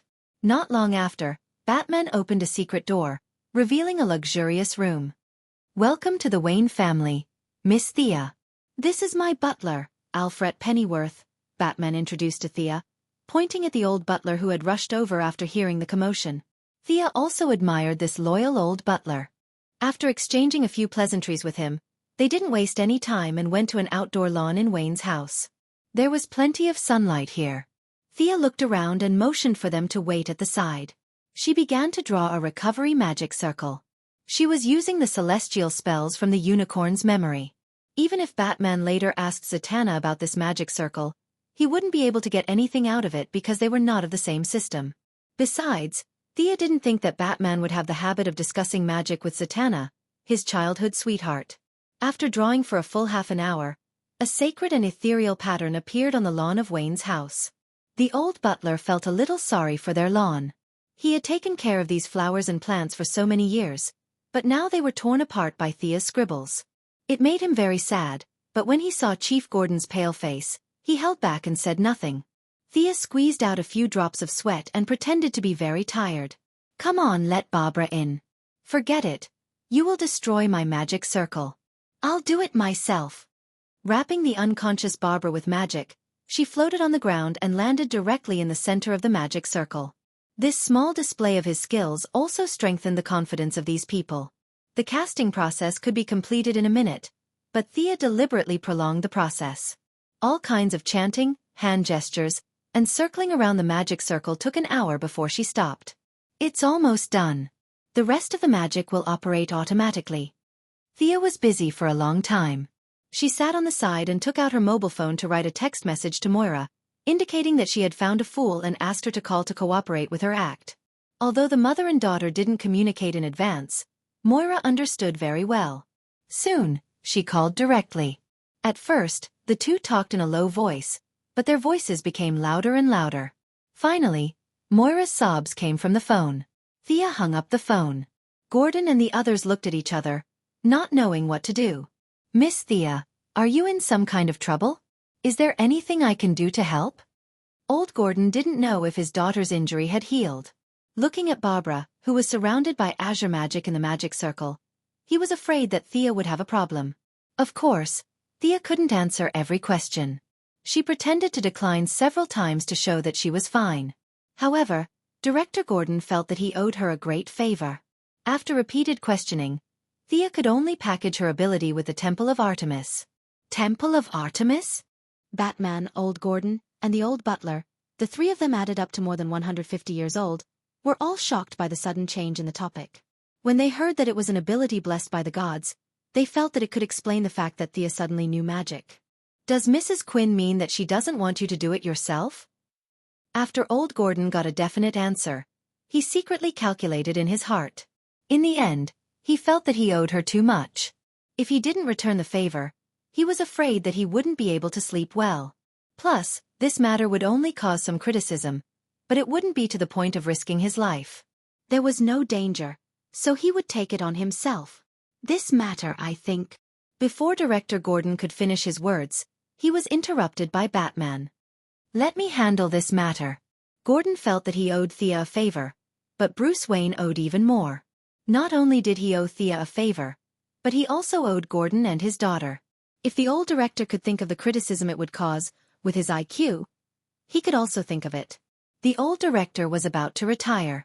If he were to take on such a matter before his retirement, it would more or less be a stain on his good reputation. It didn't matter to him. The name Bruce Wayne was basically linked to a bad reputation. Now that he had entered the Gotham police force, it was more or less better. However, the number of media outlets in the world that hadn't scolded him could be counted on one hand. He had enough social reputation, and his skin was thick enough. It was just right for him to do this. He asked Thea in a low voice for some details. Thea pretended to be embarrassed, but Batman was very determined. Compared to her helping them, this matter was insignificant. Don't worry, leave it to me. Thea declined several times, but finally accepted the plan under the persuasion of the others. Chapter 252. Now that she had achieved her goal, Sia sped up the healing process and finally finished the treatment half an hour later. Why isn't Babla awake yet? Did it fail? Gordon Sr. asked anxiously when he saw that Babla was still the same. Thea was also a little puzzled and looked carefully. Bruce injected a little too much sedatives into her body. So, the few of them were a little dumbfounded. After a while, they finally woke Babla up. Gordon Sr. first asked his daughter how she was feeling. Babla was dizzy and it took a while for her to understand that the treatment was over. She touched her back in disbelief. I think I can feel it. The old director helped her walk a few shaky steps. The first few steps were thrilling, but the later they became more and more steady. Seeing that they had helped her take the lead, Sia watched them for another hour with a smile on her face. Thank you, thank you. When Babla realized that she had completely returned to normal, she gave Sia a big hug, but then she felt that she had neglected everyone else. She only stopped when she reported everyone present, including everyone else. Gordon Sr., who was in tears, asked Thea to stay when he heard that she was leaving. He only stopped when he sent her to the tarmac at the back of the mountain. He was so grateful that he might even blow up the White House, let alone build a temple in Turkey. Thea had just started the plane and it was very noisy. When she saw the old director waving at her, she thought that he was sending her off and didn't care. However, when she saw him waving his hands and sweating, she realized that something had happened. She stopped the plane and asked, "What's wrong?" Bruce called and asked us to hurry back. He's in the Batcave and it's urgent. Gordon Sr. put down his phone and shouted at her. Did something happen to Babla again? That shouldn't be. She could only rush back to the Batcave with Gordon Sr. this time. They didn't have time to walk slowly. Gordon was so anxious that he was about to run. Thea couldn't walk fast in her high heels and short skirt. She could only wrap her body with magic and follow him into the cave. After entering the cave, the two of them discovered that Babla was completely fine. She was continuously punching and kicking to recover her body's condition. Batman suddenly had a 1.8 tall and 200 kilograms strong man beside him. He didn't have time to introduce him to Thea. Batman pondered for a few seconds before saying, "Miss Thea, I didn't want to trouble you anymore, but this matter still involves you." Then, he turned on the monitor in the room. This is the citywide broadcast from 10 minutes ago. 10 minutes ago? Thea knew that Batman was a very resolute person. If he said that it was related to her, then it was most likely related to her. She would just have to wait and see. The snowflakes on the screen lasted for less than 30 seconds, and a figure that was expected appeared on the screen. Ha, ha, ha, ha. Smelly bat. Did you receive my gift? I heard that the red-haired beauty is your assistant? His face was deathly pale, and the large dark circles under his eyes exuded a sense of madness. However, the most eye-catching thing about him was his scarlet lips and the large gaps on both sides of his mouth. This person was too famous. Batman's nemesis. The Joker. Thea only remembered that the Joker was locked up by Batman. She didn't expect him to escape so quickly. He almost defeated Barbara in one blow. Thea couldn't help but look at Barbara. The red-haired beauty was trembling all over. She couldn't tell if it was from anger or fear, but it was probably a combination of both. The Joker on the screen took out a small knife from his dark purple suit. He ran his fingers through his yellow hair and flashed a smile that he thought was very elegant. However, his smile didn't look happy at all. I know you've been looking for me like crazy. What do you want? Do you want revenge? You're crazy.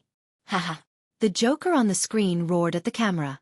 Thea saw from the corner of her eye that Batman was staring at the screen as if he didn't hear a thing. I spent a lot of effort to find a person who is very important to the smelly bat. Ladies and gentlemen in front of the television, let me formally introduce this distinguished guest to you. What? You're asking for his name. I really don't know his name. Maybe he'll say it himself? The Joker pretended in front of the camera.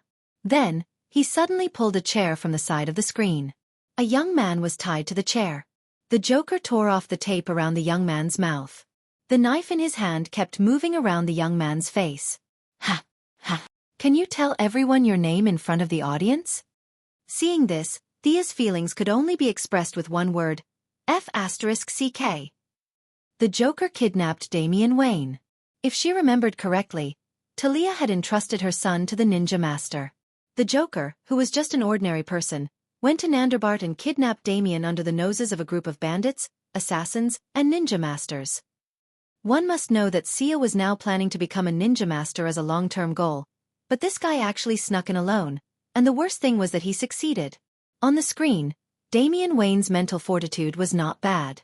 My grandfather is a ninja master. You lunatic, let me go. The 6-year-old Damian also knew that Batman's identity could not be revealed. He was just using this situation to show his dissatisfaction and at the same time, to send a signal to the ninja masters outside. The Joker laughed and pushed Damian aside. Thea felt that the Joker might know Batman's true identity. Everything was just a game to him. A game where victory and defeat did not matter. Damian's little tricks were not worth mentioning in his eyes. Cut the screen. The Joker turned his head and ordered one of his men. The screen was dark, but soon, a series of photos appeared. Even though they were blurry, they could still see a red figure flying in the air. F***CK.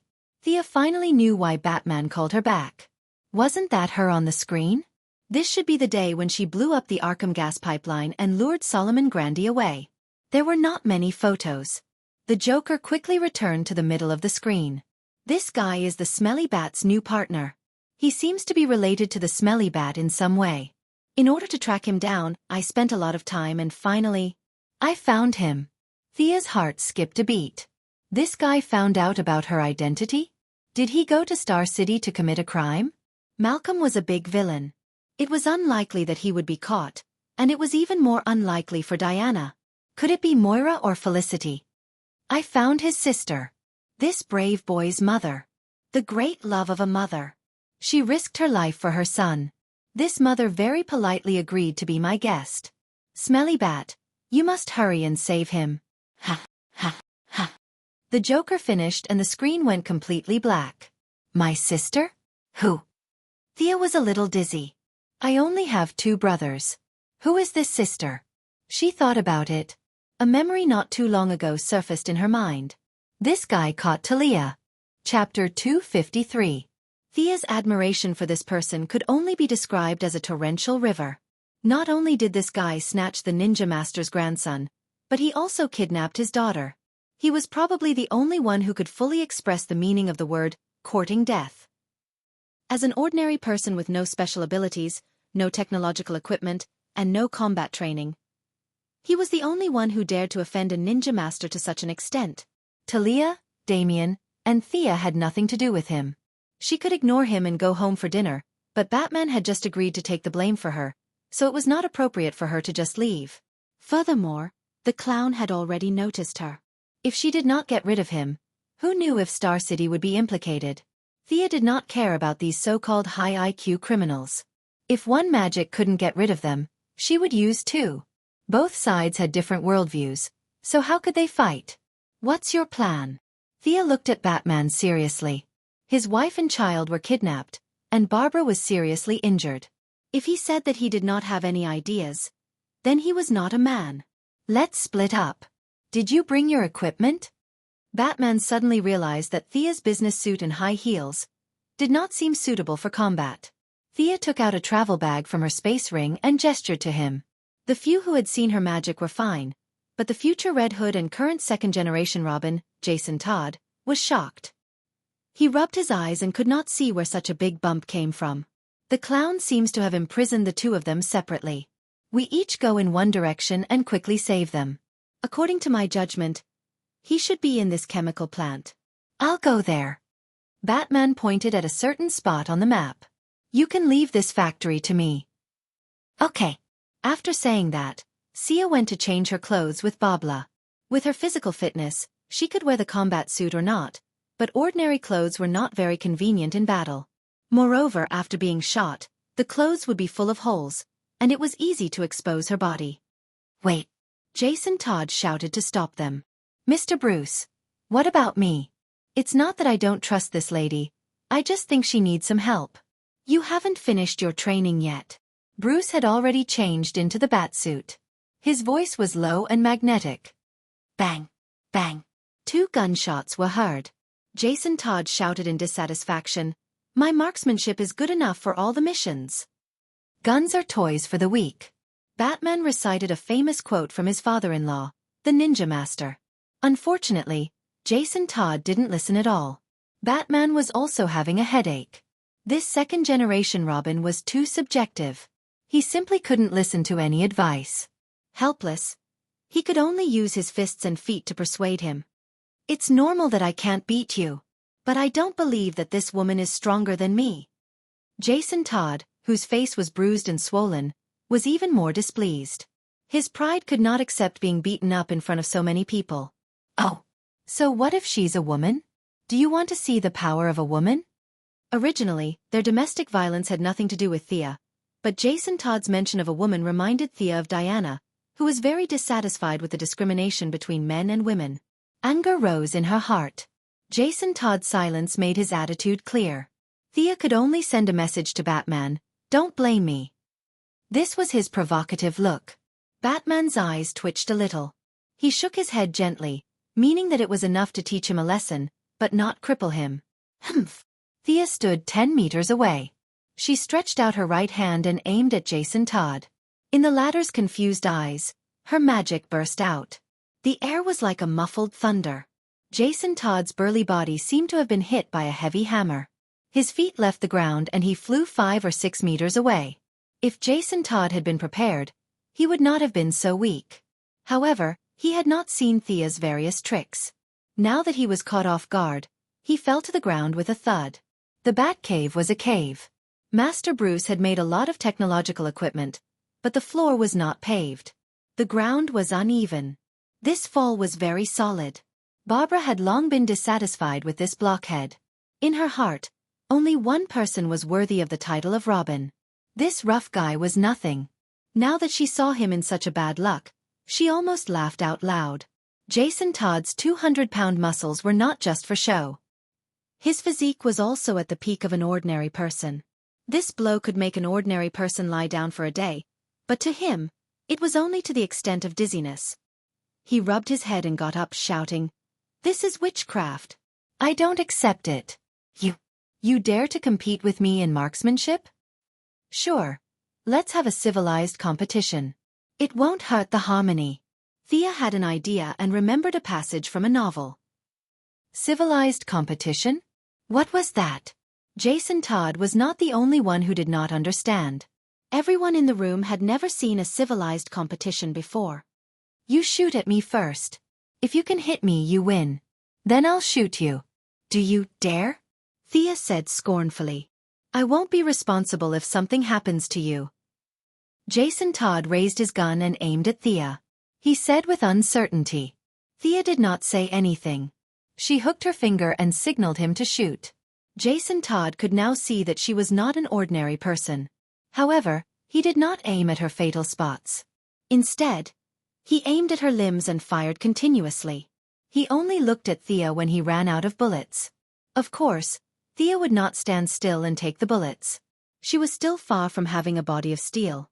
Now that she had obtained half of Ares's divinity, Her dynamic vision was far better than when she was on Paradise Island. When she was facing the German soldiers, all the traces of bullets could not be hidden from her eyes. She picked up all the bullets with ease and looked at Jason Todd with a smile on her face. She opened her palm and revealed the bullets in her palm. Unfortunately, I didn't hit you. Is it my turn now? What the hell? Jason Todd was completely dumbfounded. He checked his gun again. That's right, it was his gun. It was not a fake gun. But how was this possible? Seeing Thea smiling as she took the gun from Barbara, he regretted it. He did not have the ability to catch bullets. No matter how many muscles he had, he could not block bullets. However, he would not admit defeat. With his personality, he could only grit his teeth and prepare to fight. All right, Barbara, take Sia to change her clothes. Let's get going. Batman saw Thea slowly raise her gun. He knew that she would not kill her new assistant. Although he wanted to teach Jason Todd a lesson, he felt that his wife and child were more important. He told her to stop fooling around. They still had business to attend to. Chapter 254. The process of changing was very fast. Other than preventing exposure during a firefight, it was also used to cover her face. With Thea's current physical strength, she could fully unleash the skateboard's maximum speed of 400 km per hour without any anti-compression equipment. The skateboard that had once tortured Ares with its speed could no longer keep up with her strengthening speed. She urgently needed faster and stronger technological equipment. After asking for the location of the target, she took the communicator that Babla handed to her and split up with Batman in the Batfighter. Babla, whose computer skills were quite good, was now in the Batcave, relaying various information for them. As for Jason Todd, even if he was magnanimous, it would still take him a few days to recover from today's psychological trauma. Thea, Batman has already started fighting. Thea had just finished observing the battlefield when Babla had already sent her the real-time situation on the other side. That's quite urgent, Thea muttered softly.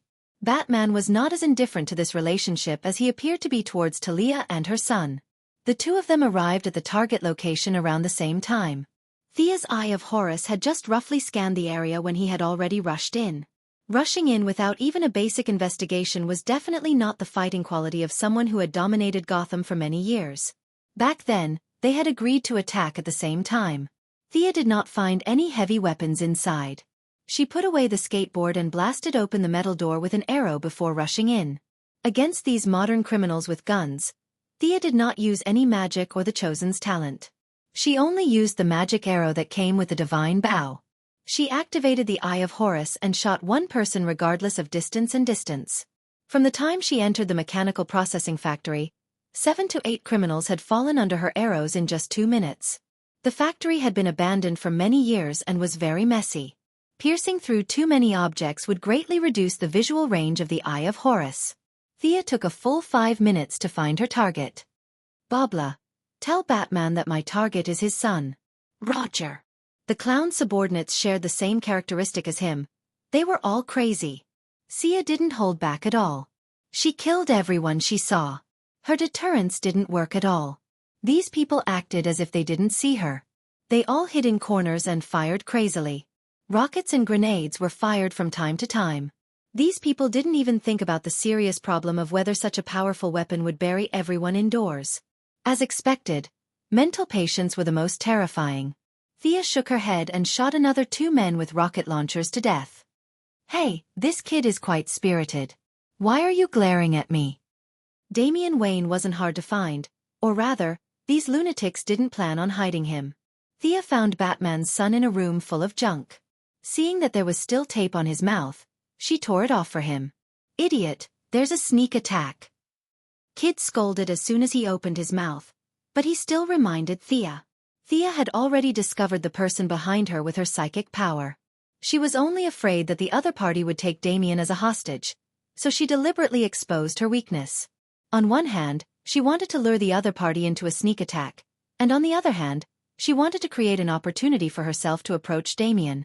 Now, facing the enemy's flying kick, she twisted her body and used her left hand to block the opponent's attack. When the opponent's body was in mid-air and full of openings, she clenched her right hand into a fist and punched the opponent's lower abdomen. Boom! Although she didn't bring her mechanical arm, Thea's current physical strength was no weaker than Bane's when he drank the poison. Her punch sent the opponent flying straight to the wall, creating a big hole in the wall. He flew 5 or 6 meters before landing on the ground. Just as she was about to untie Damien, Thea felt that something was wrong. She scanned with her psychic power and found that the enemy who was sent flying by her punch was still alive. Did the clown have such a strong subordinate? However, when she saw the other party slowly climb up from the pile of trash, her signature red and blue coat, and her beautiful figure, Thea realized that this wasn't just a bunch of small fries. There was actually a famous person hiding here. This person with a slightly crazed expression and a large baseball bat in her hand was the clown girl. However, this person was still able to stand up shakily after taking a direct hit from her.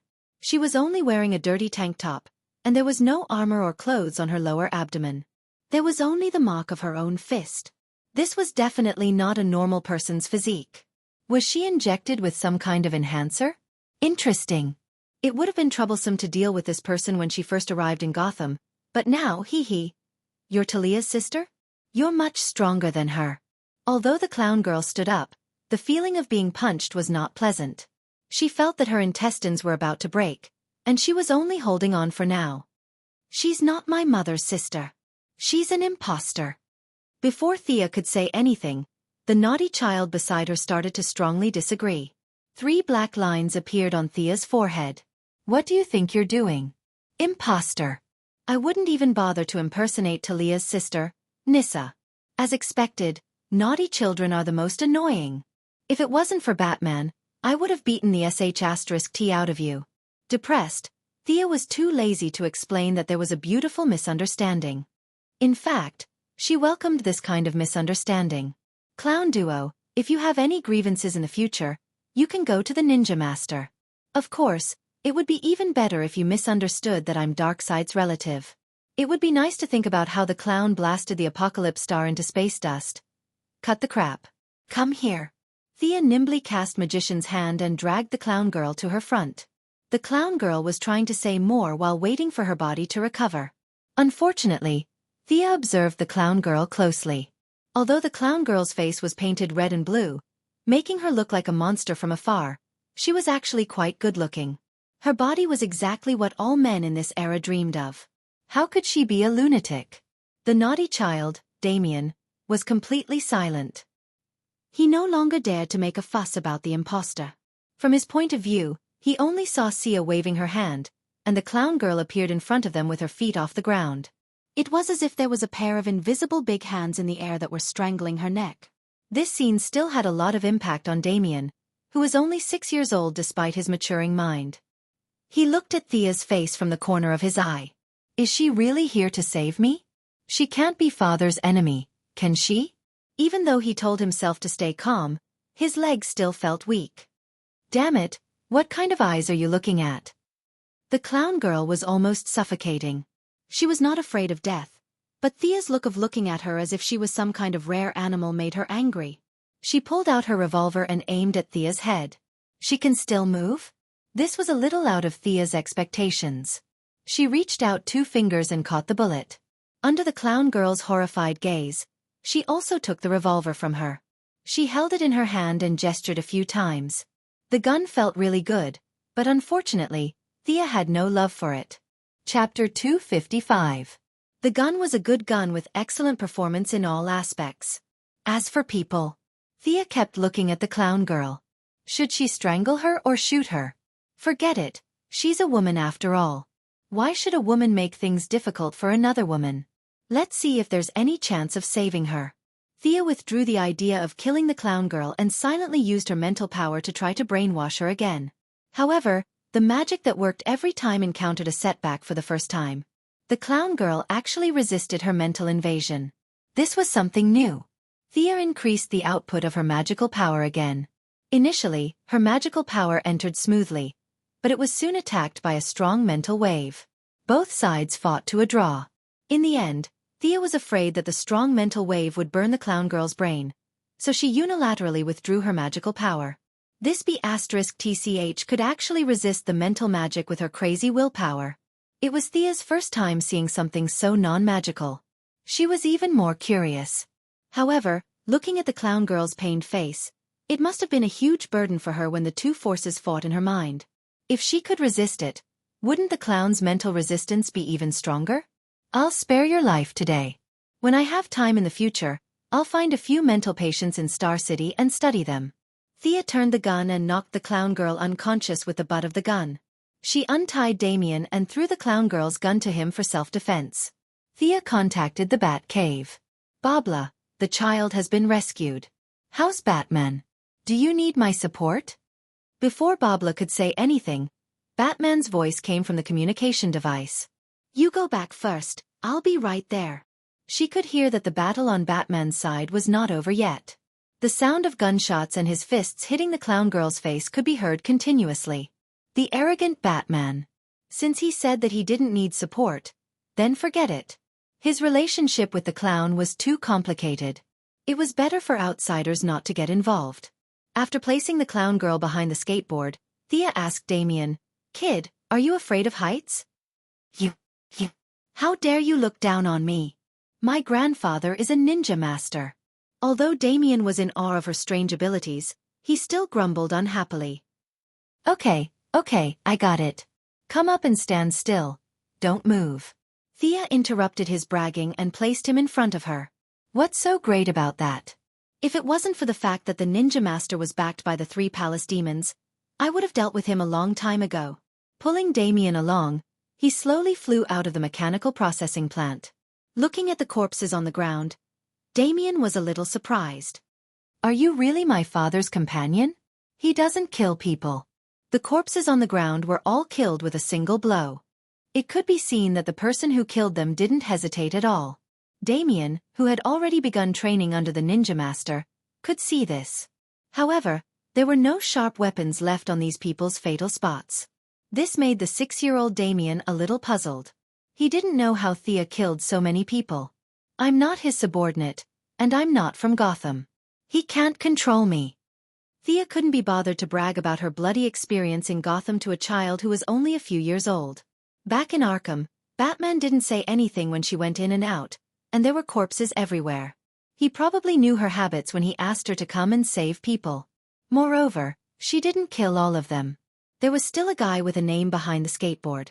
After leaving the processing plant, Thea added an air shield on Damien's body. It could effectively resist the pressure of flying at high speed. As for the unconscious clown girl behind him, her body seemed to be much stronger than a normal person's, so she didn't have to worry about her. The skateboard was very fast. They flew back to the Batcave in 20 minutes. Knowing that Batman was still cleaning up, Thea handed the clown girl over to Barbara. It was up to them to kill or cut her up in the future. She changed back into her own clothes and used the Batcave's network to handle some work matters remotely. As the CEO of Quinn Group, she had very little free time. Every day, there were a lot of trivial matters bothering her. In order not to disappoint Moira, she could only force herself to deal with them. Fortunately, after being transformed by divine power, her intelligence and wisdom were far superior to that of ordinary people. She took advantage of the time to deal with some work every day, and it didn't drag down her training too much. Although the 6-year-old Damien was precocious, he was still a little nervous when he suddenly ran into a completely unfamiliar environment. He didn't know anyone around him. Barbara was paying attention to Batman's battle situation. When Jason Todd saw Thea coming in, he hid far away. Both of them ignored him. Gordon Sr.'s attitude was very friendly. He didn't care if the child was hungry or thirsty. The way he coaxed the child made Damien a little depressed. When he saw that Thea had changed back into her regular clothes, the Urban Beauty's outfit made him a little stunned. Although he didn't want to admit defeat, he was still a little shocked. This woman was really beautiful. Slowly walking to Thea's side and glancing at the documents on her laptop, Damien pretended to ask casually, "You're also an employee of Wayne Enterprises? You're very motivated." Thea was amused by the naughty child. "I'll say it again. I'm not your father's subordinate. Although my company's market value is not as good as Wayne Enterprises, the gap isn't that big. Not just anyone can hire me." "Do you accept employment?" Damien asked in a low voice. Thea looked away from the office documents. What did this child mean? "You want to hire me? I'm not short of money." Before she could finish her words, she was interrupted by a rush of footsteps. "Thea, come and help take a look." She fell into a sulfuric acid pool. It was Batman's voice. Could it be that something earth-shattering happened to make his voice change? Thea put away her laptop and walked over quickly. Oh my God! When she walked to Batman's side, she smelled a strong corrosive smell. His bat suit was stained with a lot of unknown chemicals, but he didn't care about himself at all. His eyes were focused on the woman in his arms. Looking at the woman in front of him who was corroded by various chemicals, she didn't even look human anymore. Was this Talia? Thea looked down at Damien who followed her. The child clenched his fists tightly, his little face was extremely tense, and he was trying hard not to cry. Was it really Talia? Thea looked at the woman's face again. The corrosion was too strong, but she could still vaguely see the shadow of the woman who had fought with her for 80 rounds. Thea, her injuries are very serious. Can you save her life first? Batman had completely lost his composure. His usual calmness was thrown out of the window. He was constantly injecting various injections into Talia's body, trying to keep her heart beating. Let me do it. Thea pushed Batman away and operated the Eye of Horus with all her might, constantly looking for all kinds of toxic and harmful substances that were corroding her body. The situation was not optimistic. All kinds of chemicals were madly corroding her body. If it wasn't for Batman constantly injecting her with various injections, she would have died long ago. Chapter 256. There were many chemicals that had invaded Talia's body. Some were acidic, some were alkaline, some were metallic, and some were non-metallic. Thea wasn't acting this time. She had learned magic power during this period of time and was now quite proficient. Otherwise, she wouldn't have been able to do such a delicate job. She kept wrapping the toxins in Talia's body with magic power. Because she didn't know how harmful these green things were, she didn't dare to extract them from her pores. Thea directly made a big cut on Talia's arm and squeezed out a large mass of unknown chemicals.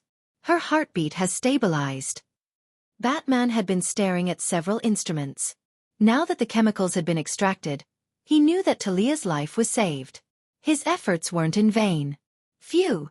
Thea also breathed a sigh of relief. She was under the most pressure. She had used up a lot of her spirit and divine power, but the magic operation wasn't finished yet.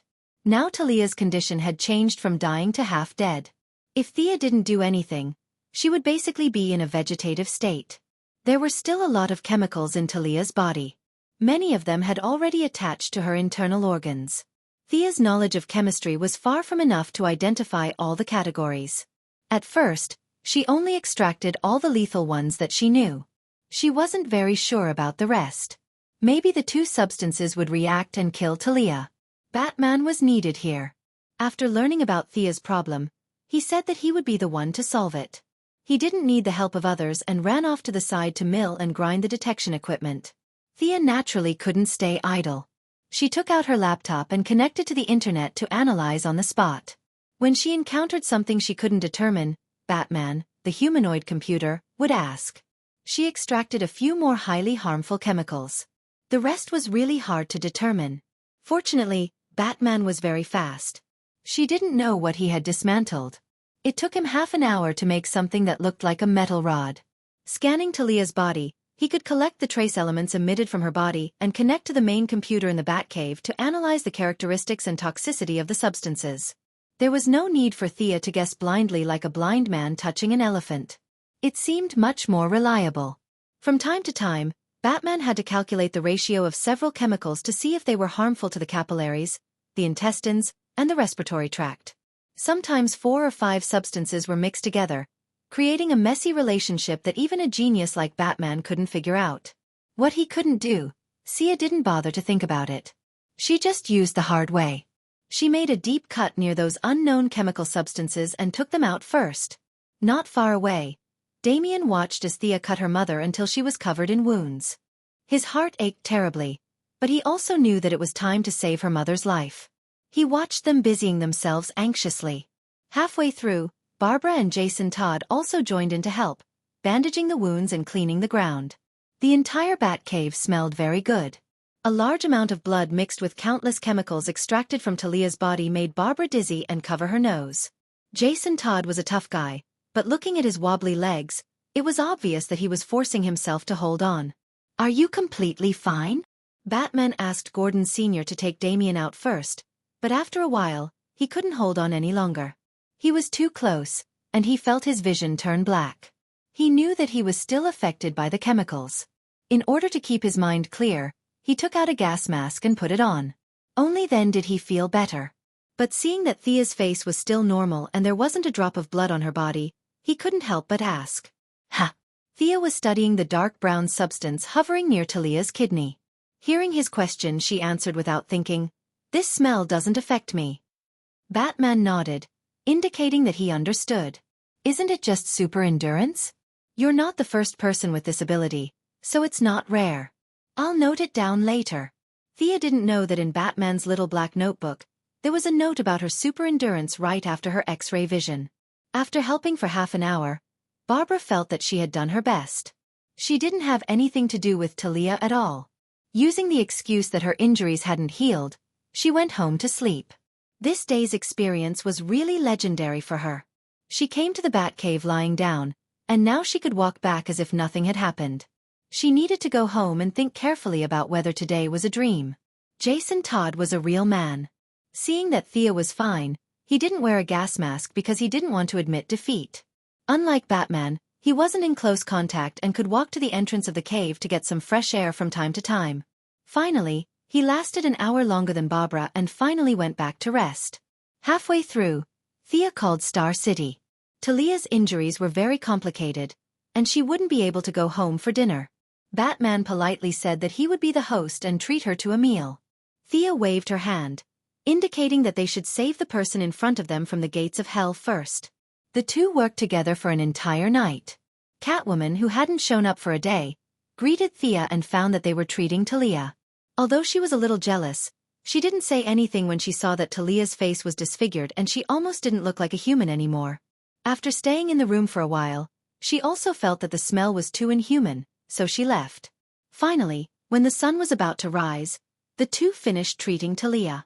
Using Batman's self-made scanning device twice, all the toxic and harmful substances in Talia's body were removed. However, the chemical substances lingering in her body for a long time still caused a devastating impact on her health. All of Talia's organs were severely damaged. She couldn't even move normally, let alone recover. Miss Thea, the follow-up treatment. Batman was a little speechless. He already owed her a favor by treating Barbara. Now that he hadn't returned the old favor, how could he ask for a new one? He was already very grateful that Thea had helped him for an entire night. However, when he saw Talia's condition, he remembered the passionate woman from before. His heart ached as if it was being stabbed by a knife. In the end, he went against his principles and shamelessly asked for help. It seemed that Catwoman's task of changing her name from Selina Kyle to Selina Wayne was a little difficult. Who said that Batman didn't have feelings for Talia? Thea sighed. After all, her friendship with Catwoman was deeper. However, she couldn't reject Batman's request. Actually, the best way to treat Talia is Ninja Master's Lazarus Pool. Chapter 257. The Pool of Lazarus? Batman's eyes lit up instantly, but he seemed to have thought of something and went silent again. No, Ninja Master said that the pool is connected to the devil's territory, and the souls of those who soak in it will be pulled into hell. Master has many children and juniors, and he watched them die of natural causes. He has never let any of the juniors soak in the pool. Batman shook his head and rejected the idea. Devil's territory, pulled souls into hell. Thea checked the information she knew, but she couldn't tell. Ninja Master was really good to his son-in-law, telling him such a secret? Talia might not even know about these things. Thea instantly abandoned the idea of dragging Batman to Ninja Master. Their relationship was much better than she thought. Looks like I still have to treat her. For such a serious injury, purely using magic to treat it would consume a lot of Thea's body. She didn't want to save her. How did Talia get hurt like this? Batman seemed to be a little reluctant to recall, but he still briefly explained. She was pushed into the chemical pool by Joker, Thea nodded. This was quite in line with Joker's habit. He would jump into the chemical pool to take a bath whenever he had nothing to do. He and Joker could resist the high poison resistance, but Talia's delicate skin couldn't. However, Thea finally thought of a way to treat her through the pool. It was a means between magic and ritual that was first found in the Orb of Horus. The ancient Egyptian pharaohs were crazy about immortality, And they tried all kinds of experiments, both humane and inhumane. They really found some ways to combine witchcraft, magic and alchemy, and they recorded a few proven effective methods on the handle of the sphere of Horus. When they were on the Wave Rider, the artificial intelligence Gideon had specially translated a lot of relevant information for Thea. How about this? I have a way to save her, but the ancient magic is different from the modern environment. Some conditions are not met, and I need some time to prepare. Also, Talia's body is too weak now. The effect of magic is to accelerate the body's self-healing, but her current physical condition doesn't have the foundation for recovery. Can you use medical methods to replenish enough nutrients? I'll go back and prepare. You can bring her to Star City in a week for treatment. You know that I've just taken over the Ryan Group, and I'm so busy every day. Thea shrugged, indicating that she could not come to Gotham every day to save his wife. Since he was a free man, he should come to Star City. All right, I'll leave everything to you. In this day and age, it was the patients who accommodated the doctors. Which doctor accommodated the patients? Batman felt that this was normal. He was well versed in medicine and knew that Talia's body was too weak at the moment. It was not the best time to treat her. The two agreed to contact each other again next time. Thea told him not to wake Talia up by force, and that it would be best if he could keep her under anesthesia. She flew the plane out of Wayne's old house alone. After Thea left his sight, she did not return to Star City directly. Instead, she took a detour to a residential area in Gotham. Thea! Long time no see. The one who greeted her with a smile was the little beauty Shadow, who had been abducted from Purgatory Island. How is your father? What you said on the phone was vague. At the mention of her father, Shadow's expression was strange. She was confused, and hopeful. Come and take a look. Thea had always been curious about the court's revival technology. When she returned to Star City, she received a call from Shadow, saying that Yao Fei's heart had miraculously recovered. Thea decided to come and take a look. Shadow was now living alone with her father in an apartment. According to the court's investigation, Yao Fei had been shot in the head. With the help of genetic repair technology, his missing brain tissue had grown back, but no one could say for sure if he could recover his memories. Yao Fei's situation was similar to many vegetative patients. He had a heartbeat and breathing, but his consciousness was almost blank. Shadow could accept this result. There was always hope if he was alive. After learning that the follow-up would depend on the patient's recovery, she rejected the court's arrangement and took care of her father alone. She worked at a Chinese restaurant to support their daily expenses. Thea walked into the small house they had lived in for more than a month. She could tell that Shadow had put in a lot of effort for her father. The air in the room was fresh, and the layout was organized. Old man Yao Fei was lying on the bed with his eyes closed and a serene expression on his face. Other than his messy hair being shaved off, there was nothing special about him. She secretly used the Eye of Horus to observe his condition. The court's diagnosis was correct. Yao Fei's head wound had healed. The main reason he could not wake up was because of his missing memories. This made it difficult for Thea. There were too many things involved in memory, and she did not have a good solution. This was similar to how she erased Steve's memory. Once she erased it, it was gone. It could not be recovered. If the memory existed, it existed. If it did not exist. No matter how powerful she was, she could not make a memory appear out of thin air. I'm sorry. I don't have a good solution. Shadow knew about her supernatural abilities on Purgatory Island. When she heard that Thea could not do anything about it, her eyes darkened. Do you plan to stay in America or go back? Yao Fei was completely insignificant in Thea's eyes, but Shadow was a pitiful woman who deserved her sympathy. My father read a statement on Purgatory Island. We can't go back. Plus, the medical technology here is more advanced, Shadow answered quickly. It was obvious that she had thought about this question many times. Her answer was logical and not rushed. The medical technology here is more advanced. Thea thought to herself. If you wait a few more years, there will be more aliens with superpowers. Each one of them is a walking nuclear bomb. The casualty rate is so high. How can the medical technology not be advanced? However, there was no need to tell Shadow this. Then come back to Star City with me. Gotham is too chaotic. Thea had her reasons for saying this. Barbara had just recovered, and Talia was severely injured. Although the Joker was locked up by Batman again, Batman needed a place to vent his anger.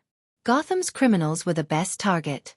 Although Gotham was full of ordinary people, a fight could cause a scene as grand as Mars crashing into Earth. It was better not to let Shadow see such a violent scene. In comparison, Star City was much safer without Green Arrow. Some people said that superheroes were the source of chaos. This was a little arbitrary, but it was not completely wrong. If Gotham did not have Batman, it would have a different kind of balance. The people would not have to write a will and say goodbye to their families every time they went out to buy groceries. Now, Central City without the Flash and Star City without Green Arrow could effectively prove this point by looking at the positive and optimistic attitude of the citizens.